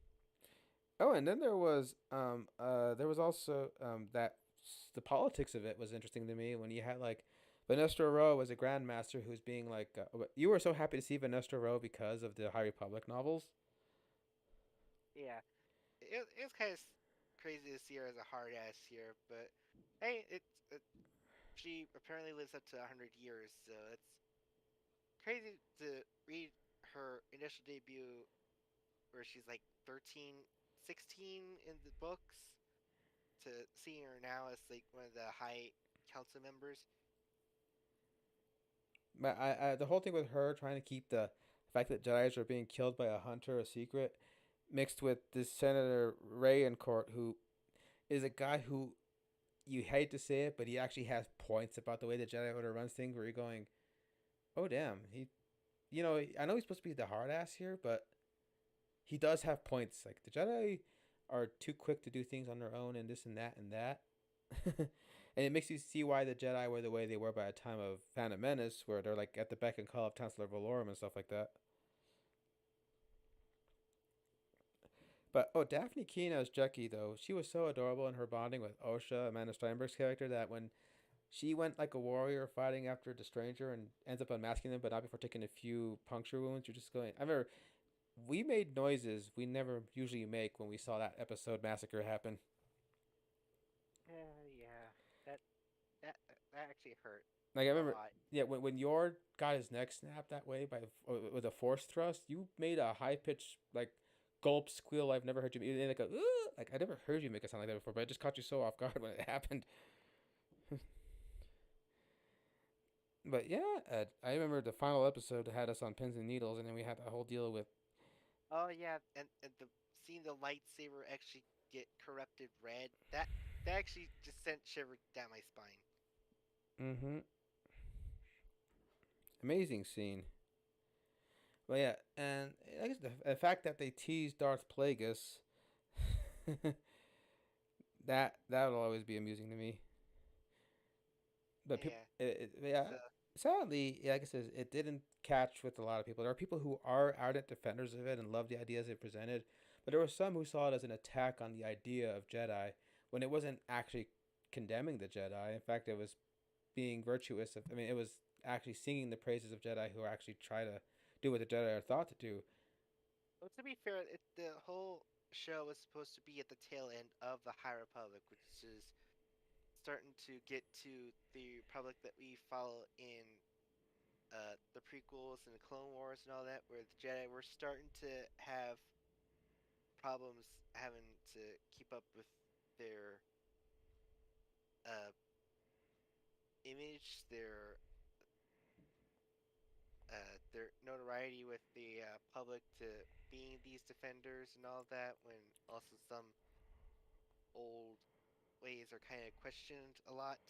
Like the idea of them going out and finding people, their screening process.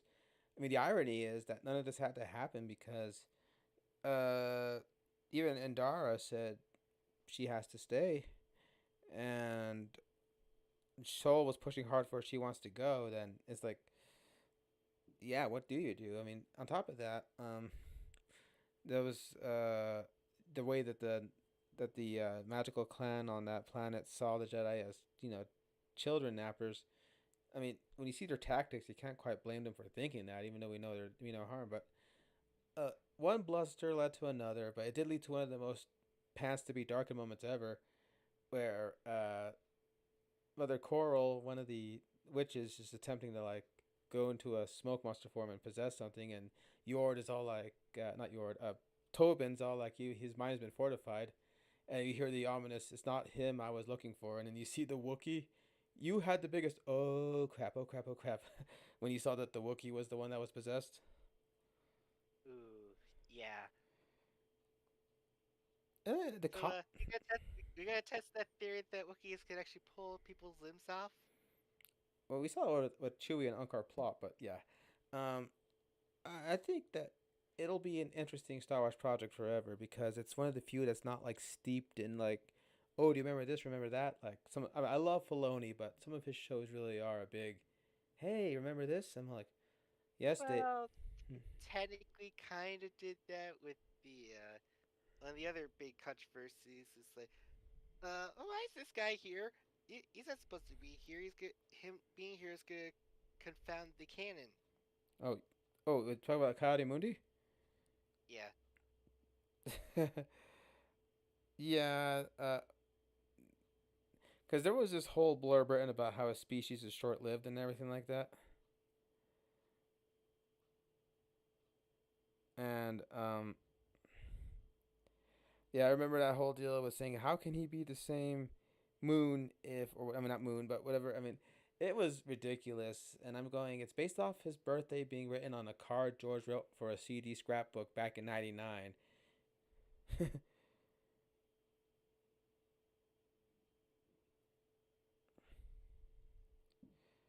But yeah, Yeah, poor Acolyte, but who knows? Maybe he'll get second chance in some ways. Maybe Disney is kind of like think a little bit, look at the fan bases, go like, okay, we'll give you guys one more chance, but we're cutting the budget a little bit. We're not gonna give you that much like we did well, before. I'll be honest. They did give an insane budget to Acolyte to the point where you're wondering, well, where did that money end up going? Because I know location shooting is expensive, and there's some vistas where Derek, you kept laughing because I kept saying, "Wow, look at where they shot! Like you can tell it's actually a real location and not some volume stage." Like Yeah, you were getting to the point, like, okay, we get it. They used real shit. But but I mean that's literally true. That's what people had a hang up with, like in the past. It's like everything is just green screen. Where is the effort? Where is the love? mm-hmm. But yeah. So okay, but lightsaber combat was amazing. I think some of the tension was great, and I loved Jim Zealang as Master Soul. So So there's that. What else is there for that we didn't get to cover this year? Agatha all along. Oh my god, I loved that show. I'm pretty sure the MCU like detractors look at it and go like, "Shit, okay, yeah, that was actually pretty good." I mean, did they have to go out of their way to find things to go out of it? But oh my god, Catherine Hahn carried, man. But not as much as I think his name is Joe Turner as okay. Can we? Do you think we should say his full name or Oh, please, I'm pretty. They pretty much already kind of spoiled the marketing halfway through it now. Billy Kaplan, aka Billy Billy Maximoff? Maximoff. No, and I think this is a good dovetail into a big deal we're gonna talk about. But um, yeah. So I loved how the not only was it more discovery on Agatha and her zany antics, but also what motivates some of her pain and antics, and coupled with the story of Billy trying to discover himself after finding out that he's actually the mind and soul of Wanda's child, inhabiting another body of a teen whose life was almost cut short, and having to grapple with that. But at the same time, also meeting all these other witch characters who are just they just clash at each other at every moment, but then they find ways to like come together and really overcome some of their persecutions and stuff. Amazing story. The twist you're not even kind of the Billy twist. You're definitely not gonna see the big twist coming. Not Yeah, even a mile away. Not even like a football yard away. but oh my goodness, And it's like about the twist revolving a motivation, or it's a twist regarding a character. Yes. Yeah, I'll take that answer. But it did also give us one of the most catchiest things ever with their Witch's Road ballad. Which that also is a big twist you don't see coming. Oh yeah, but oh my gosh! I mean, the more it kept going on, the more because at first we thought, well, what, well, who would want a show about Agatha and what she's been doing since Wanda left her in the hell that is being stuck in a sitcom character role for the rest of her life. Well, It wasn't much of a sitcom. It was kind of getting to attract a little more as like a serious cop show. oh yeah, that was hilarious. I still love that part where she's like talking to Teen when she caught Billy, and she's like showing him all these pictures and who's the dead girl in this picture? What do you know about her? And he goes, "These are just flowers." Even we're going, me and you had a bit of a, and then we were realizing, oh crap, she was in a hex this entire time. But oh man, I also love that part when we were talking about the whole mystery of the sigil that was keeping him bound from not talking to the other witches. Although I think one of my favorite ones was I think Lila Lydia, the fortune teller who would get these random bursts of the future and be out of time talking, and you'd be like, "Whoa, what's she talking about right there?" Yeah, she kind of.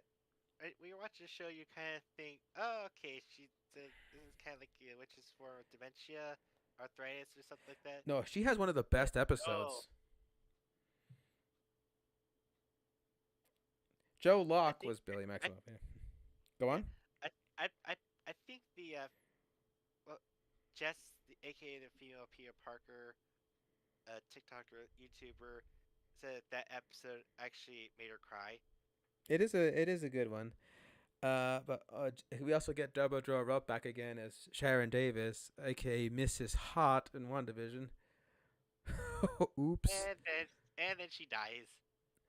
But we also loved Oh my god! And I remember the freaking Jen, the other the potions with. YouTuber. No, What? no, no, no. Oh, I was talking about the YouTuber. oh, the one that reacts to stuff. She reacts with Grogu, Buffalo Bills, and all that stuff. She was always so adamant that they're not gonna kill off like Mrs. Hart that easily. And I was like, dude, they literally buried her. There's nothing to do with her. She is dead. It's like she is basically the same amount of like denial when she had for Secret Invasion, where Colby Smolder's character died. It's like there's no way that's probably a scroll.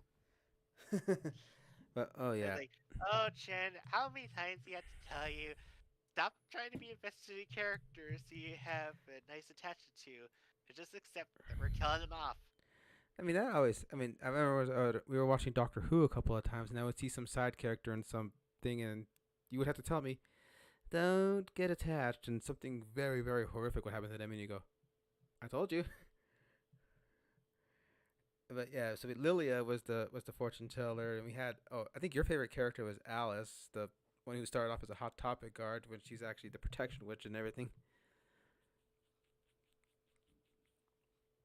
Although I'm pretty sure it Mhm. still frustrates you how, Uh, how she, she, she, she had a stick ass way that she went out. To be fair, at least that other, the I don't think it was the potions, which actually managed to get a happy ending out of all yes, this. Jen. Her name was Jen too, Jen Kilb. I like how she was accused of using like non-organic stuff in her health beauty products and stuff like that. But and the character that got me along to this whole thing was Joe Locke as Billy, just because I mean, he's not your conventional male. They're not afraid to show off some of his more, queer tendencies. And I use that word all love with all endearment, no slur against it. But Oh no, I understand. he's one of the few guys that not afraid to show off effeminate traits. He rides on a broom that's normally seen as a woman witch thing. And I was so that ET moment when they're flying on the witch's road. To be fair, it's never gonna top uh how what we saw at the end of Wicked, though. I'm just Def- saying. Defining Gravity, awesome, yeah. But oh my god, there's just a lot of great moments with his character. Joe Locke does a great job just acting as this character who's like pretending to be somebody, but also grapple with the fact that he's someone else. I mean, they do such a great job. I remember we actually had a big oh shit moment when it was revealed his parentage was revealed when Agatha did an offside of so much like your mother. And then he has the blue crown. As oh no, it's him. But is it magic with a K in the books? I think Wait, Wiccan. Sorry, I don't know where I got magic uh, from. well, that's the other Marvel character. She was a mutant. She was actually played by our Princess Peach slash younger Furiosa. Oh yeah, Anya Taylor Joy. Which every time it's brought up, I have to bring up that stupid ass meme involving Kenobi. When someone says, "I found out that Anya Taylor Joy was married and it wasn't to me," so then underneath it, someone posted Anakin screenshot saying, "You didn't marry Anya Taylor Joy. I I did." did. I laugh every time. But oh yeah, but point is, magic. You're right. Colossus's sister, Marvel. I love when Marvel makes these characters and figures. They have to put Marvel's Wick and Marvel's that character if it's a specific like single word names. But oh man, what was I on again? Oh yeah. So Agatha all along had a great last ending, and I remember when we were watching in the second to last episode, and it ends in a way where you're going, this should be like the end, right? How we have a whole other episode, and then it ends on a cliffhanger, and we get Then and then the shoe drops and in a oh, good way. And you're like, wait, I mean, it's what? so good that we don't want to spoil or hint at any of it. So just trust. Oh no no no no no! I don't want to say a word about it. You just go see it yourself. But I remember we I were. know the Dead, I know the Deadpool joke is like it's this whole thing is like we haven't been good since Endgame and all that. It's like okay, first of all, you're in this movie that you're doing right now, and second of all, you're followed up by Agatha all along. I'm pretty sure you guys are doing fine. Okay, well, I mean, what if happened? Okay, from what I heard, and we got, of course. I'm. I know people are having doubts on it, but I am mad excited for Captain America: Brave New World because Sam Wilson Cap. I mean, we were invested in his journey becoming Cap in Falcon and Winter Soldier, and we're also going to see Bucky again in Thunderbolts. So I mean, I know we could all be grinding our teeth about how the whole Kang situation was handled and how we're jumping the break in case of emergency lever with Downey as Doctor Doom, but I'm willing to give it a shot. Okay, so you cut that. What else? Oh, we mentioned Wicked offhand. Not much to really say other than go see it. Even if you're not a fan of musicals, I think you might get an enjoyment out of that one because that one surprised me how much I ended up loving that movie. I just watched it on a whim. Hey, you remember when I got upset how the Hobbit Desolation of Smaug ended? Where like, oh yeah, ended it there? Why? Yeah. Yeah, yeah, I kind of got that with Wicked as well. Oops. Let's be fair, it's actually more substantiated because it's eventually you gotta take it to see the Broadway show, and that song happened, and then it hits intermission, and then the cast director walks out of the stage and said, "Okay, oh, you pissed off. You're not coming to see the rest of it until 6 months." Oh. I was like, it's Yeah. like having to wait for an intermission through like 8 months. But yeah, I see what. But you gotta admit though, it does really hit you. And also, I love friggin' Ian Malcolm as the wizard. I mean, I know he's Jeff Goldblum doing other stuff, but I couldn't help but see Dr. Malcolm and him talking. I'm a sentimental man, all that stuff. But To be fair, when he's doing the wizard, I see more of the Grandmasters. That's kind of the same bravado yeah, he's got going on. but oh man, Ariana Grande surprised me how much I liked her as Galinda, sorry.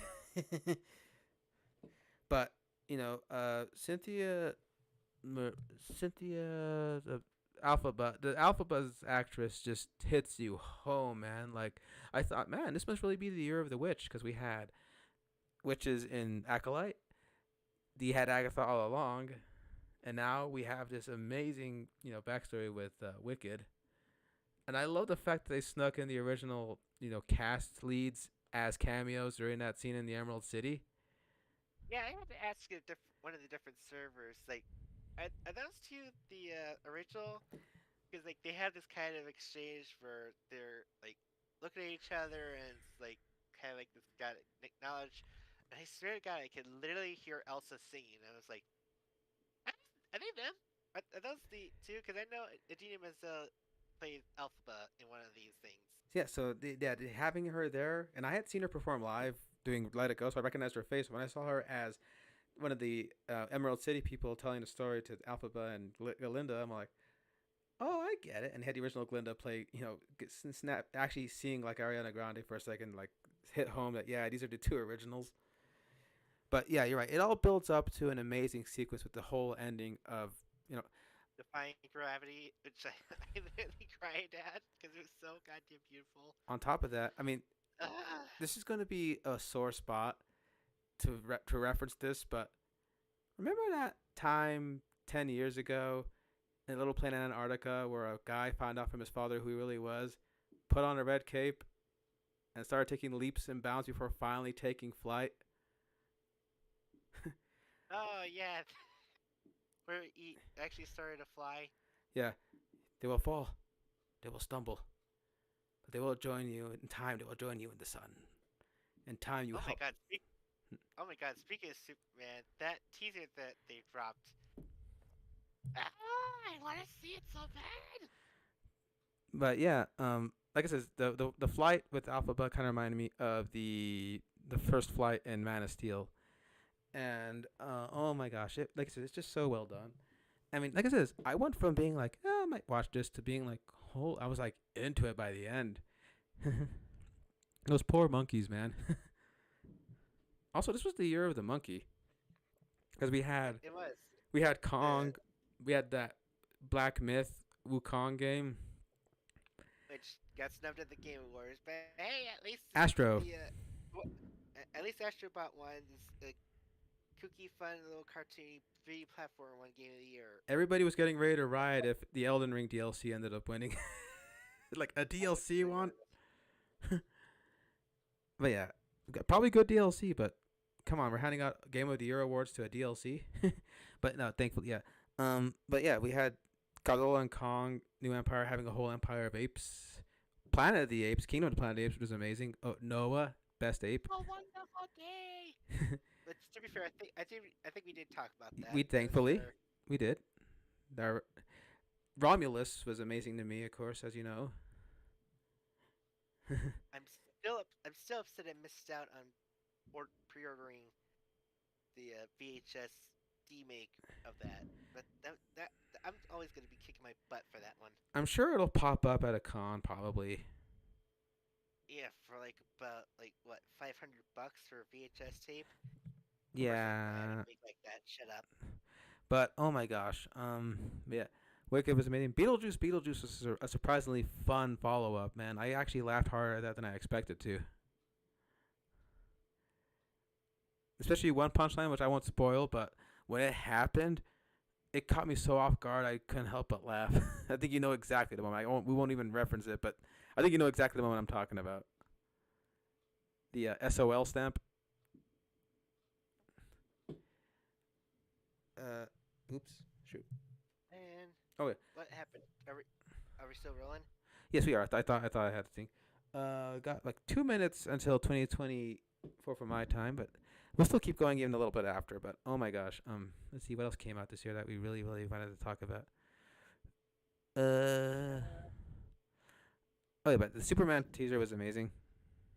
the newest Terrifier movie was a blast and actually answered a whole lot of questions I had watching the first two. Although my brother's a big horror guy, but he saw it at home on release, and he went like it was too much even for him.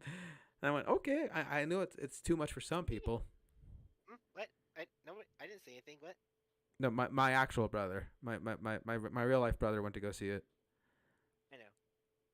No, but yeah, and it was just you too much for even. He's like, no, I wouldn't ever watch it again. He said, like, yeah, I guess we at a point we all reached a limit of like, oof. But okay, the Terrifier 3. Oh, I didn't see it, but I really wanted to see The Substance. Didn't see that either. I did see the we did I did see the Quiet Place Day one. That was like my first Quiet Place movie. For real? Uh, but yeah, I do own the first movie. I never got around to seeing Seven, it, but 6, 5, 4, 3, 2, 1. Happy New Year from my end. Okay, so that means that all you folks listening on the Pacific Coast are still in 2024.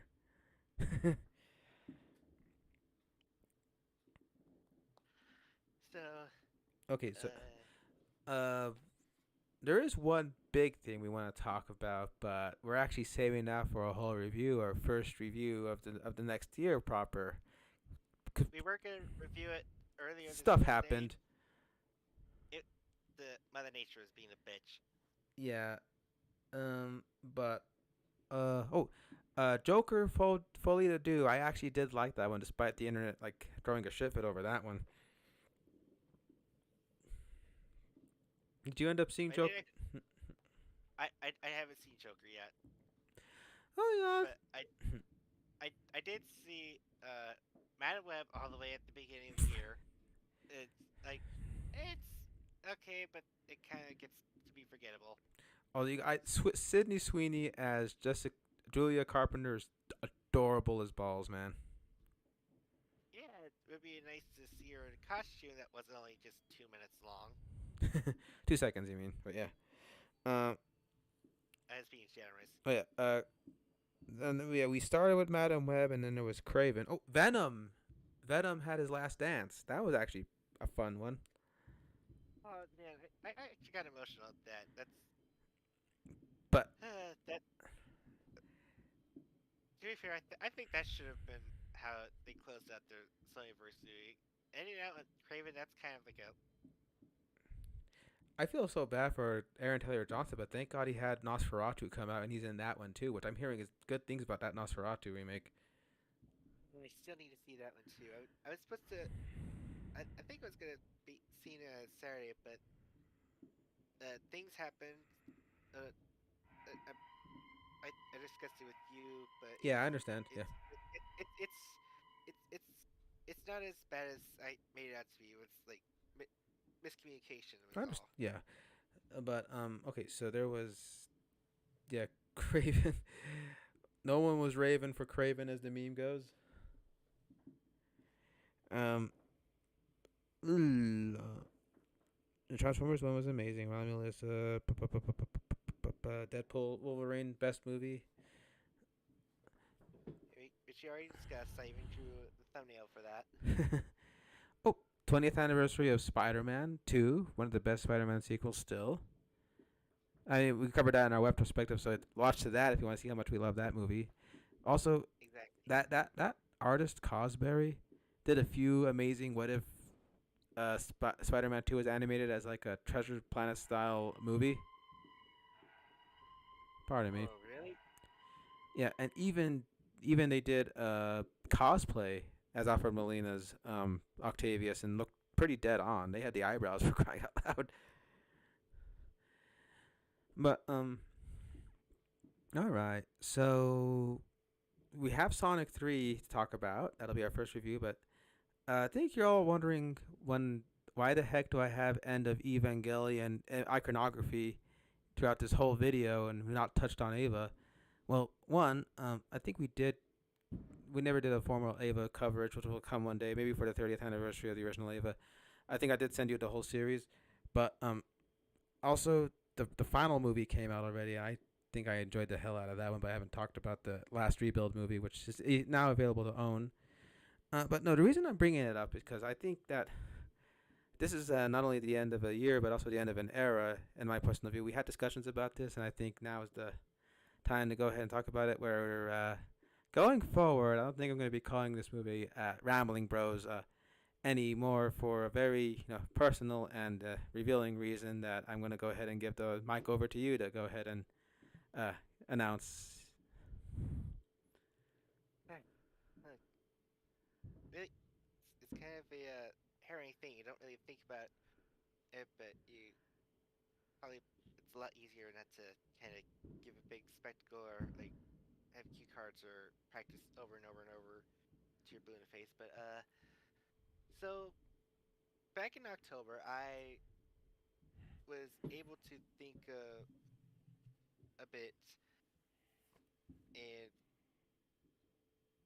I realized that I might actually be gender fluid.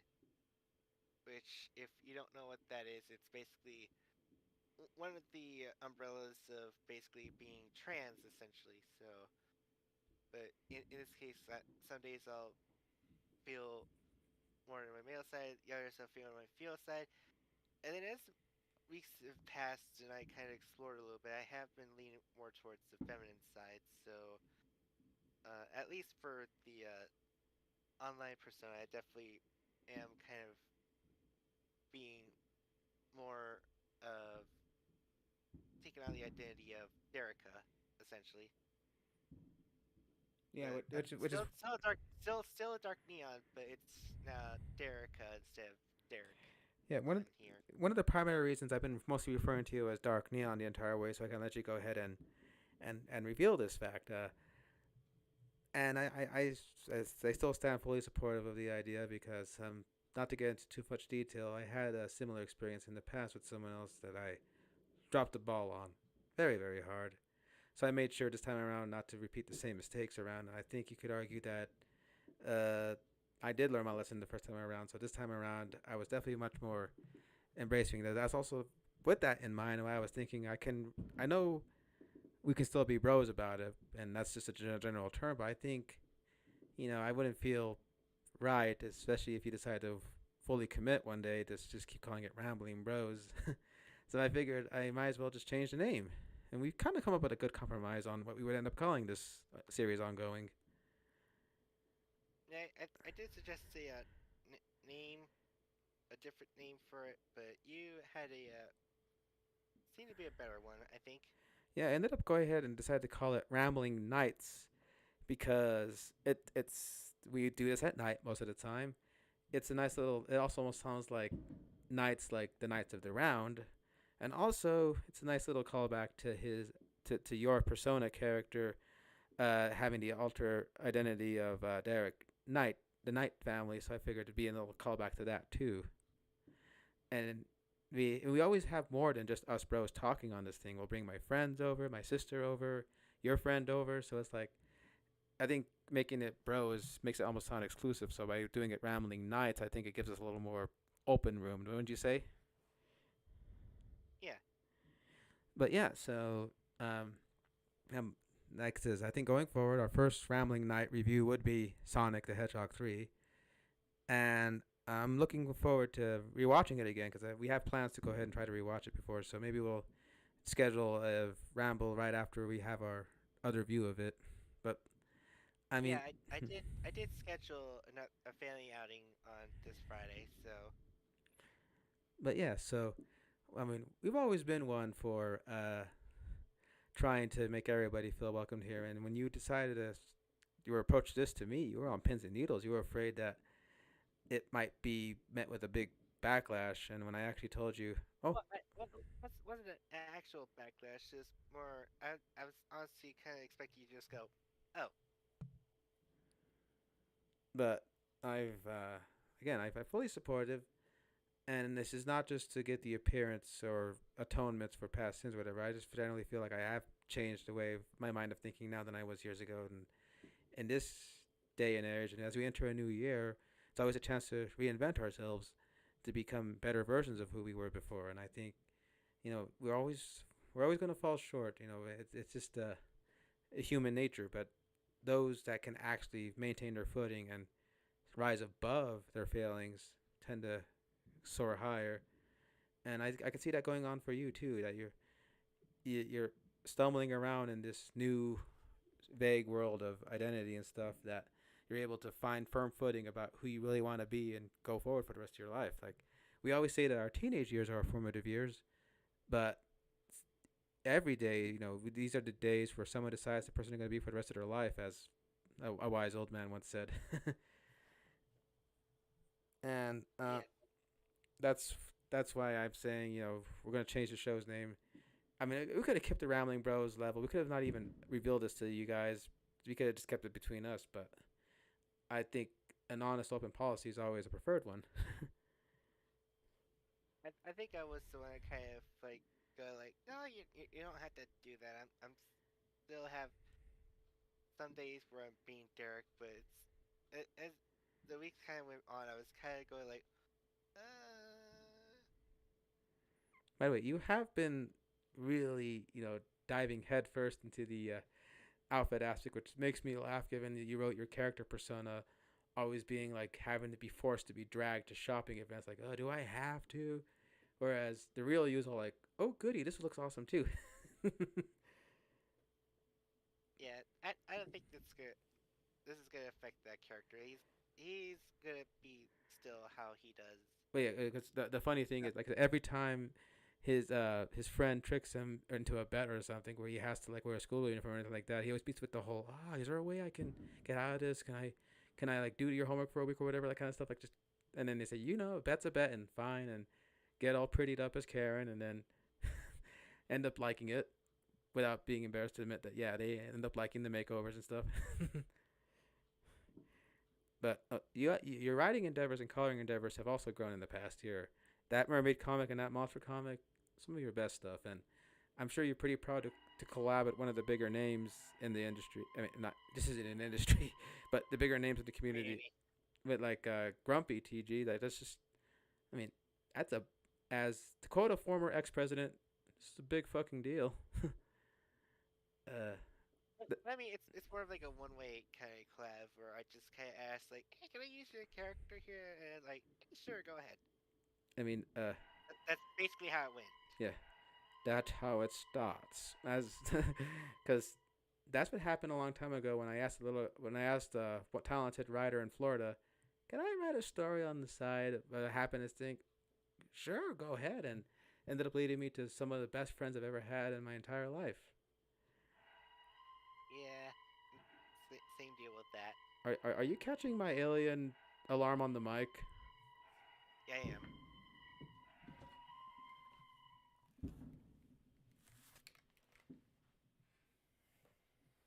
So yeah,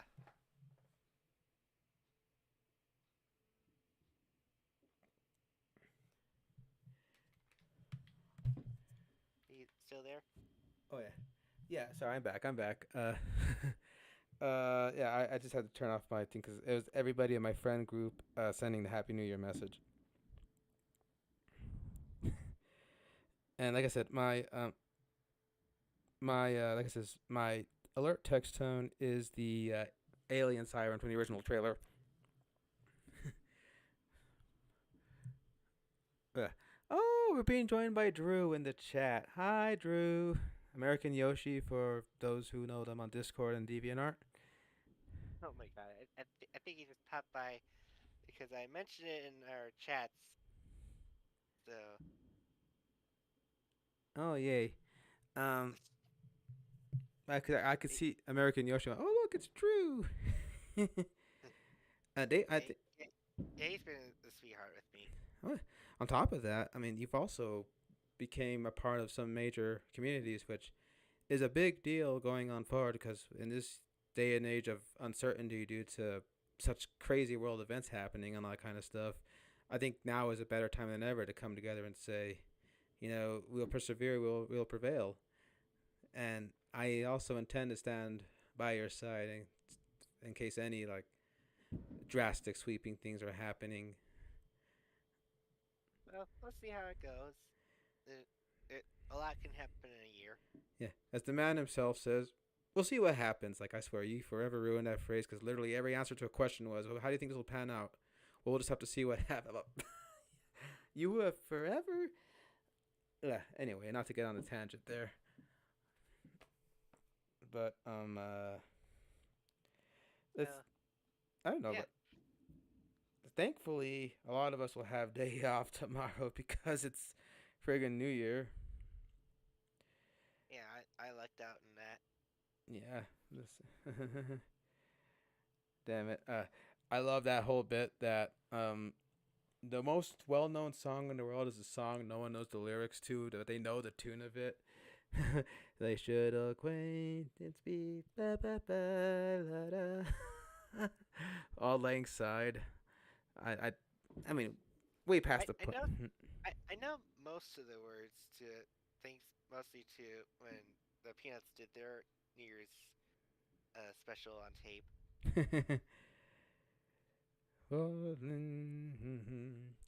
But I would say though, if um if we were in person when the ball dropped a new thing, I definitely would have given you a nice side hug and just give you the biggest best wishes ever.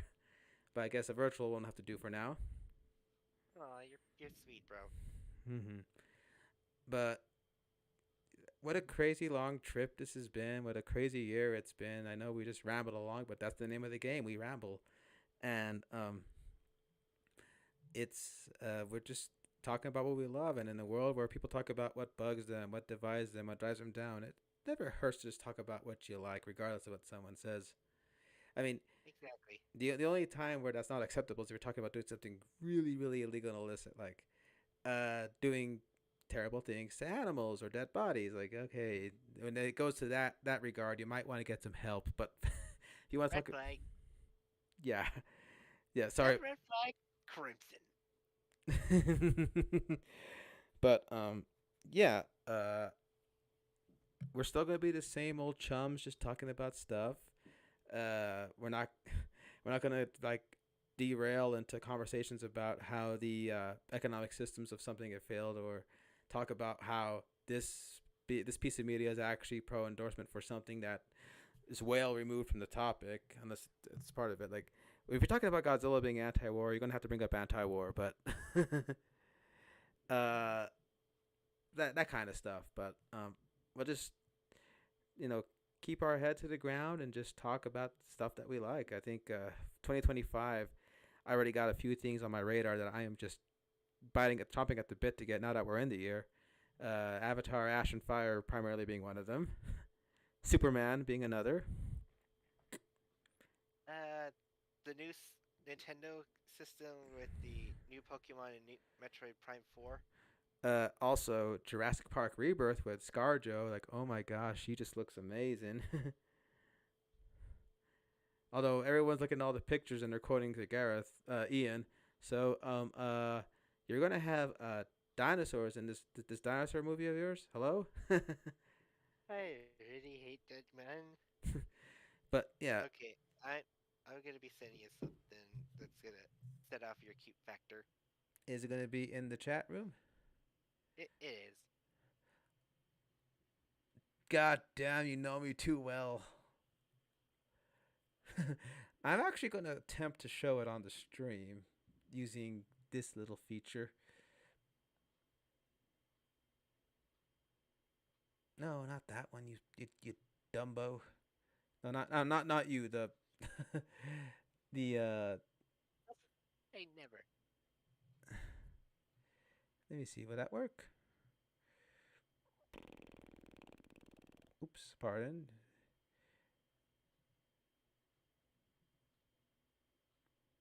There it is. There it is. Okay, it's gonna pop up on the screen. I think. Oops. Let me just correct that. We gotta get back into my hero, by the way. I know. Well, we also have to get back to Dragon Ball as well. Oh, rest in. Oh God, we didn't mention the passing of Akira Toriyama. Rest in peace. Honestly, that one still hurts. I don't. Mm, Dude, but I mean, this is so cute. I'm just. You're right. It just. Oh my God. Best. Okay, your best girl is Uraraka, but mm-hmm. Froppy comes a close second. Yeah. And they Mhm. do hold their own against the Spider Gwen in that fan animation. Oh my god, I love that thing too. Spider Verse. So yeah, this was definitely a good way to let that out. Oh yeah, and like this, I thought it'd be so funny to homage it with the whole end of Evangelion iconography. Even though it definitely doesn't have us trying to choke one another in a pool of blood with some big symbolism in the background. If I remember, I did show you that movie, and I think you just ended it with a big "What the fuck." I think that's literally your first words after it ended. If I remember. Well, to be fair, I think the better way to summarize it would be that clip of Weird Al Yankovic going, "What the no." Or basically that Markiplier clip. I don't know what the fuck just happened. What was that? What was any of that? What happened? Oh, Five Nights at Freddy's 2 coming out this year too, I think. But yeah, we got my my fluid bro is excited about that because that's the only horror movie he'll go for. He liked the first one, but yeah, it definitely didn't awaken any like inner horror like urges like I was hoping. But not everyone can be winners. It was more cute than scary, even though they had freaking stew in it. I love the fact that Matthew Lillard was so trained by that knife trick he would do in Scream that he just unintentionally, just instinctively did it when he was Springtrap with the knife. That the director says, "Keep doing that." That was actually pretty cool. That was like his signature. In fact, I think it was said in the Scream movies. If you see a ghost face in Scream One wiping off the blade, that's probably Stu. Yeah. Oh God! You hit me with the phone, you dick. But oh, we're coming up on the big 30 for that one soon. Jesus Christ! I'm turning into that Matt Damon gif again. GIF. Oh, sorry. Not too late. They're gonna be at your door now. Well, yeah, but oh my God! But you're right. You hit off the cuteness factor with that Sue pick. Um. Oh. Oh. I know for a fact. We got to do a big discussion about this in November. The 20th anniversary of Incredibles. Oh, oh my god. I mean, It, not. it's funny that the one aspect of that movie, literally, I just decided like, yeah, what? I'm just gonna do something for my best buddy bro for his birthday, and that launched a series of projects that keep on like pushing me to go further and further. I mean, not to put too And, fine a point on it, but I think it did help with your discovery. A little. I just wanted to do a quick little thing, and I went like, okay, what if I kind of add a little bit more to it, like maybe showing a sequence of you stretching out, or But like I said, the like mentioning that other gift you gave me earlier that year, I believe, oh yeah. where you helped turn me into Cinderella, and then the suit up sequence, I had to do that, and it's like, If I, I try to save face like, what? No, it's not just a birthday gift to you; it's also a big 100th for Disney. So it's, but yeah, I tend to like overdo my comics a little bit. no shit. I'm sorry. I just had to be blunt with that one. But okay. It, I'm sure it's comes no surprise to you. I am in the midst of making another comic line art. Um, not counting the Pokemon thing that I was doing, Oh my God, that but was so great. You put Primarina on one of my favorite lists now. Thanks because of that. Thank you for that. it's no big deal. Also, But yeah, this other comic is another way of me expressing coming out. So oh yeah, I think you showed me a few preliminaries of that. I did. Yeah. Also, But also,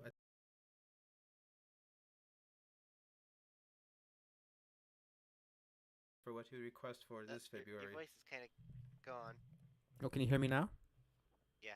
Okay, not to get too spoilery, but If I had to take a guess about what you would ask for this upcoming February, does it have to do with a certain post-credit sequence?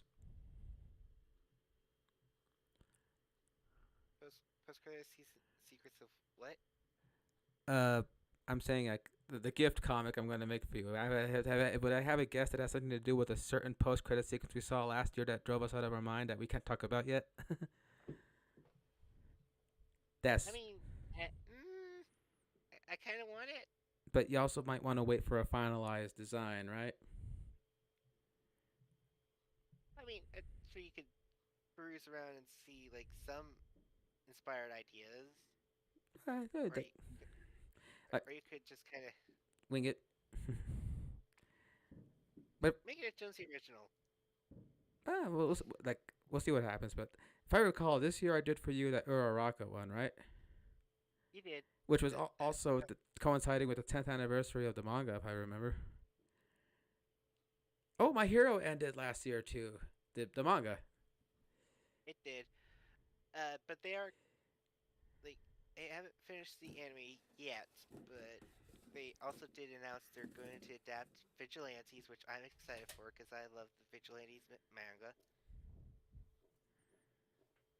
And also, um, it was also the 40th anniversary of the Dragon Ball manga publication. Thank you for giving me that as a present, the original Dragon Ball.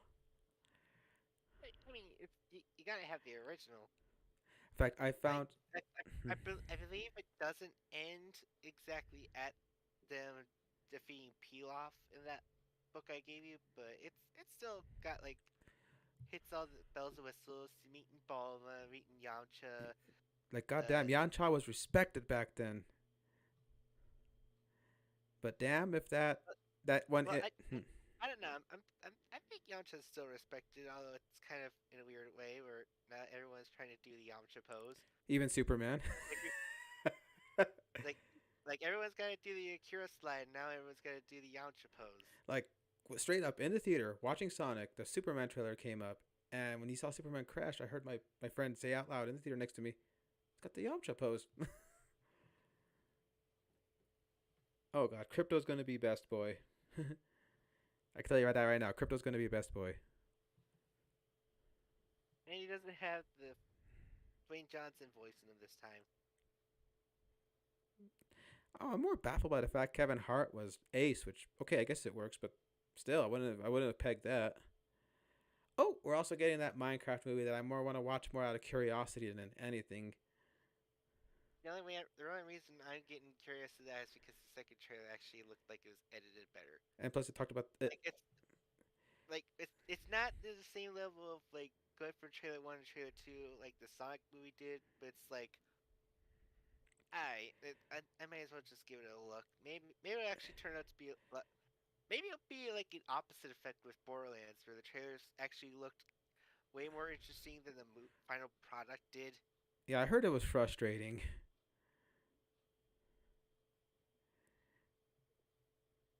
but funny enough, that both of them have Jack Black in it. So We're reaching a point where people are going like, "Okay, enough Jack Black. Jack Black is way into Jack Black movies." I'm pretty sure he's gonna become like that joke with Chris Pratt voicing everybody when they were proud to announce a new voice. We're gonna put it as Chris Pratt. Although to be fair, Chris Pratt is actually pretty talented, so I wouldn't mind him being in more roles. Oh yeah. Anyway, we're really just rambling off, but thank you for What's the name of the game? yeah, thank you for doing this with me, and I think it's now a weight off my shoulders to finally call you Derica formally on the stream, and I'm pretty, every time I say it, it makes your heart swell 3 sizes every time someone says it. Huh? It does actually make me feel a lot better knowing that I picked that name. Like it technically is literally the female version of Derek, but like it's such an underutilized name. Like I feel like I gotta have that responsibility to like bring it out of the near non-existence. That reminds me of that was pretty wizard, huh? Oh, oh, oh! This year, 20th anniversary of one of my two of my most favorite movies that inspired me to become a filmmaker. Oh my god! Revenge of the Sith, and King Kong by Peter Jackson. I know that what there people are waiting to see tickets popping up for the big anniversary for Revenge of the Sith. Oh my God, it's not even just that 10th anniversary of The Force Awakens. Yes, Force Awakens, which I still love that movie. How's it been 10 years since that movie? That's I can't. Mm, my brain isn't fathoming. My brain isn't fathoming. And ten years ago, we were in a much more happier spot fandom wise. I hate to bring that up, but it's true. Or literally anything wise. Honest to God. Oh yeah, it was the last election before. But yeah, yeah. Anyway, Anton York, the 45th president of the United States. Thanks for that one, Linkara. but I still love this joke about Lex Luthor. We returned to Lex Luthor in the White House, and remember when that used to be a joke? Well, I forgot what he said exactly when he brought up Lex Luthor in the White House during the Authority episode. I mean, the Elite episode. Yeah. Oh my God! I am gonna be buying so much Superman books just to read them again, like All Star Superman, Whatever Happened to the Man of Tomorrow, stuff like that. What's so funny about Truth, Justice, and the American Way? I'm definitely not gonna be buying more Superman books because I still gotta like read all my different Crisis books that I got collected in omnibuses. Well, don't you have also Kingdom Come? I do not actually. Hmm. Yeah, I know. Well, of all the iconic old guard stories, Kingdom Come I don't have. Well, Big surprise. I'm sure there's a big fancy collector's edition of it somewhere. There's always a newer, fancier edition of that, like every other second. I do have the Supergirl, Woman of Tomorrow Oh my God, that that Casey gave me. I heard that was a really really good Super Kara story. They're literally adapting that for her movie, And which is going to have Lobo in it for some reason. I don't know. I perused that book. I don't remember seeing Lobo in it. I Maybe. think he's replacing the character that not replacing, but he's gonna be a bigger part of it. But oh my gosh, he's gonna be played by Rhaenyra Targaryen in that movie, Millie Alcock. And okay, I love Game of Thrones, but House of the Dragon, oh my goodness, and all the flashback scenes with Millie Alcock as young Rhaenyra, just uh, I'm so excited to see her as Kara. Okay, so let's. I'm gonna try to help us get back to closing off here. Sorry, that's what we do. So, is there anything else? We're just ready, always ready to stop, and then it's just like, oh, but just one thing. I don't, just one more thing. Okay, I'm trying to make sure. Pokemon didn't do nothing major, so I can't really jump out like, oh, remember this? I think, I think. The only big thing they were doing is they actually did a trading card game as a video game again. Okay. Uh,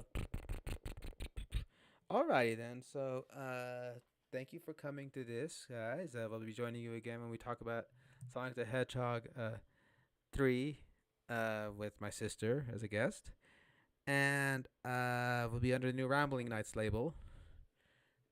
And that's all I can say for now. Anything else you want to add to this?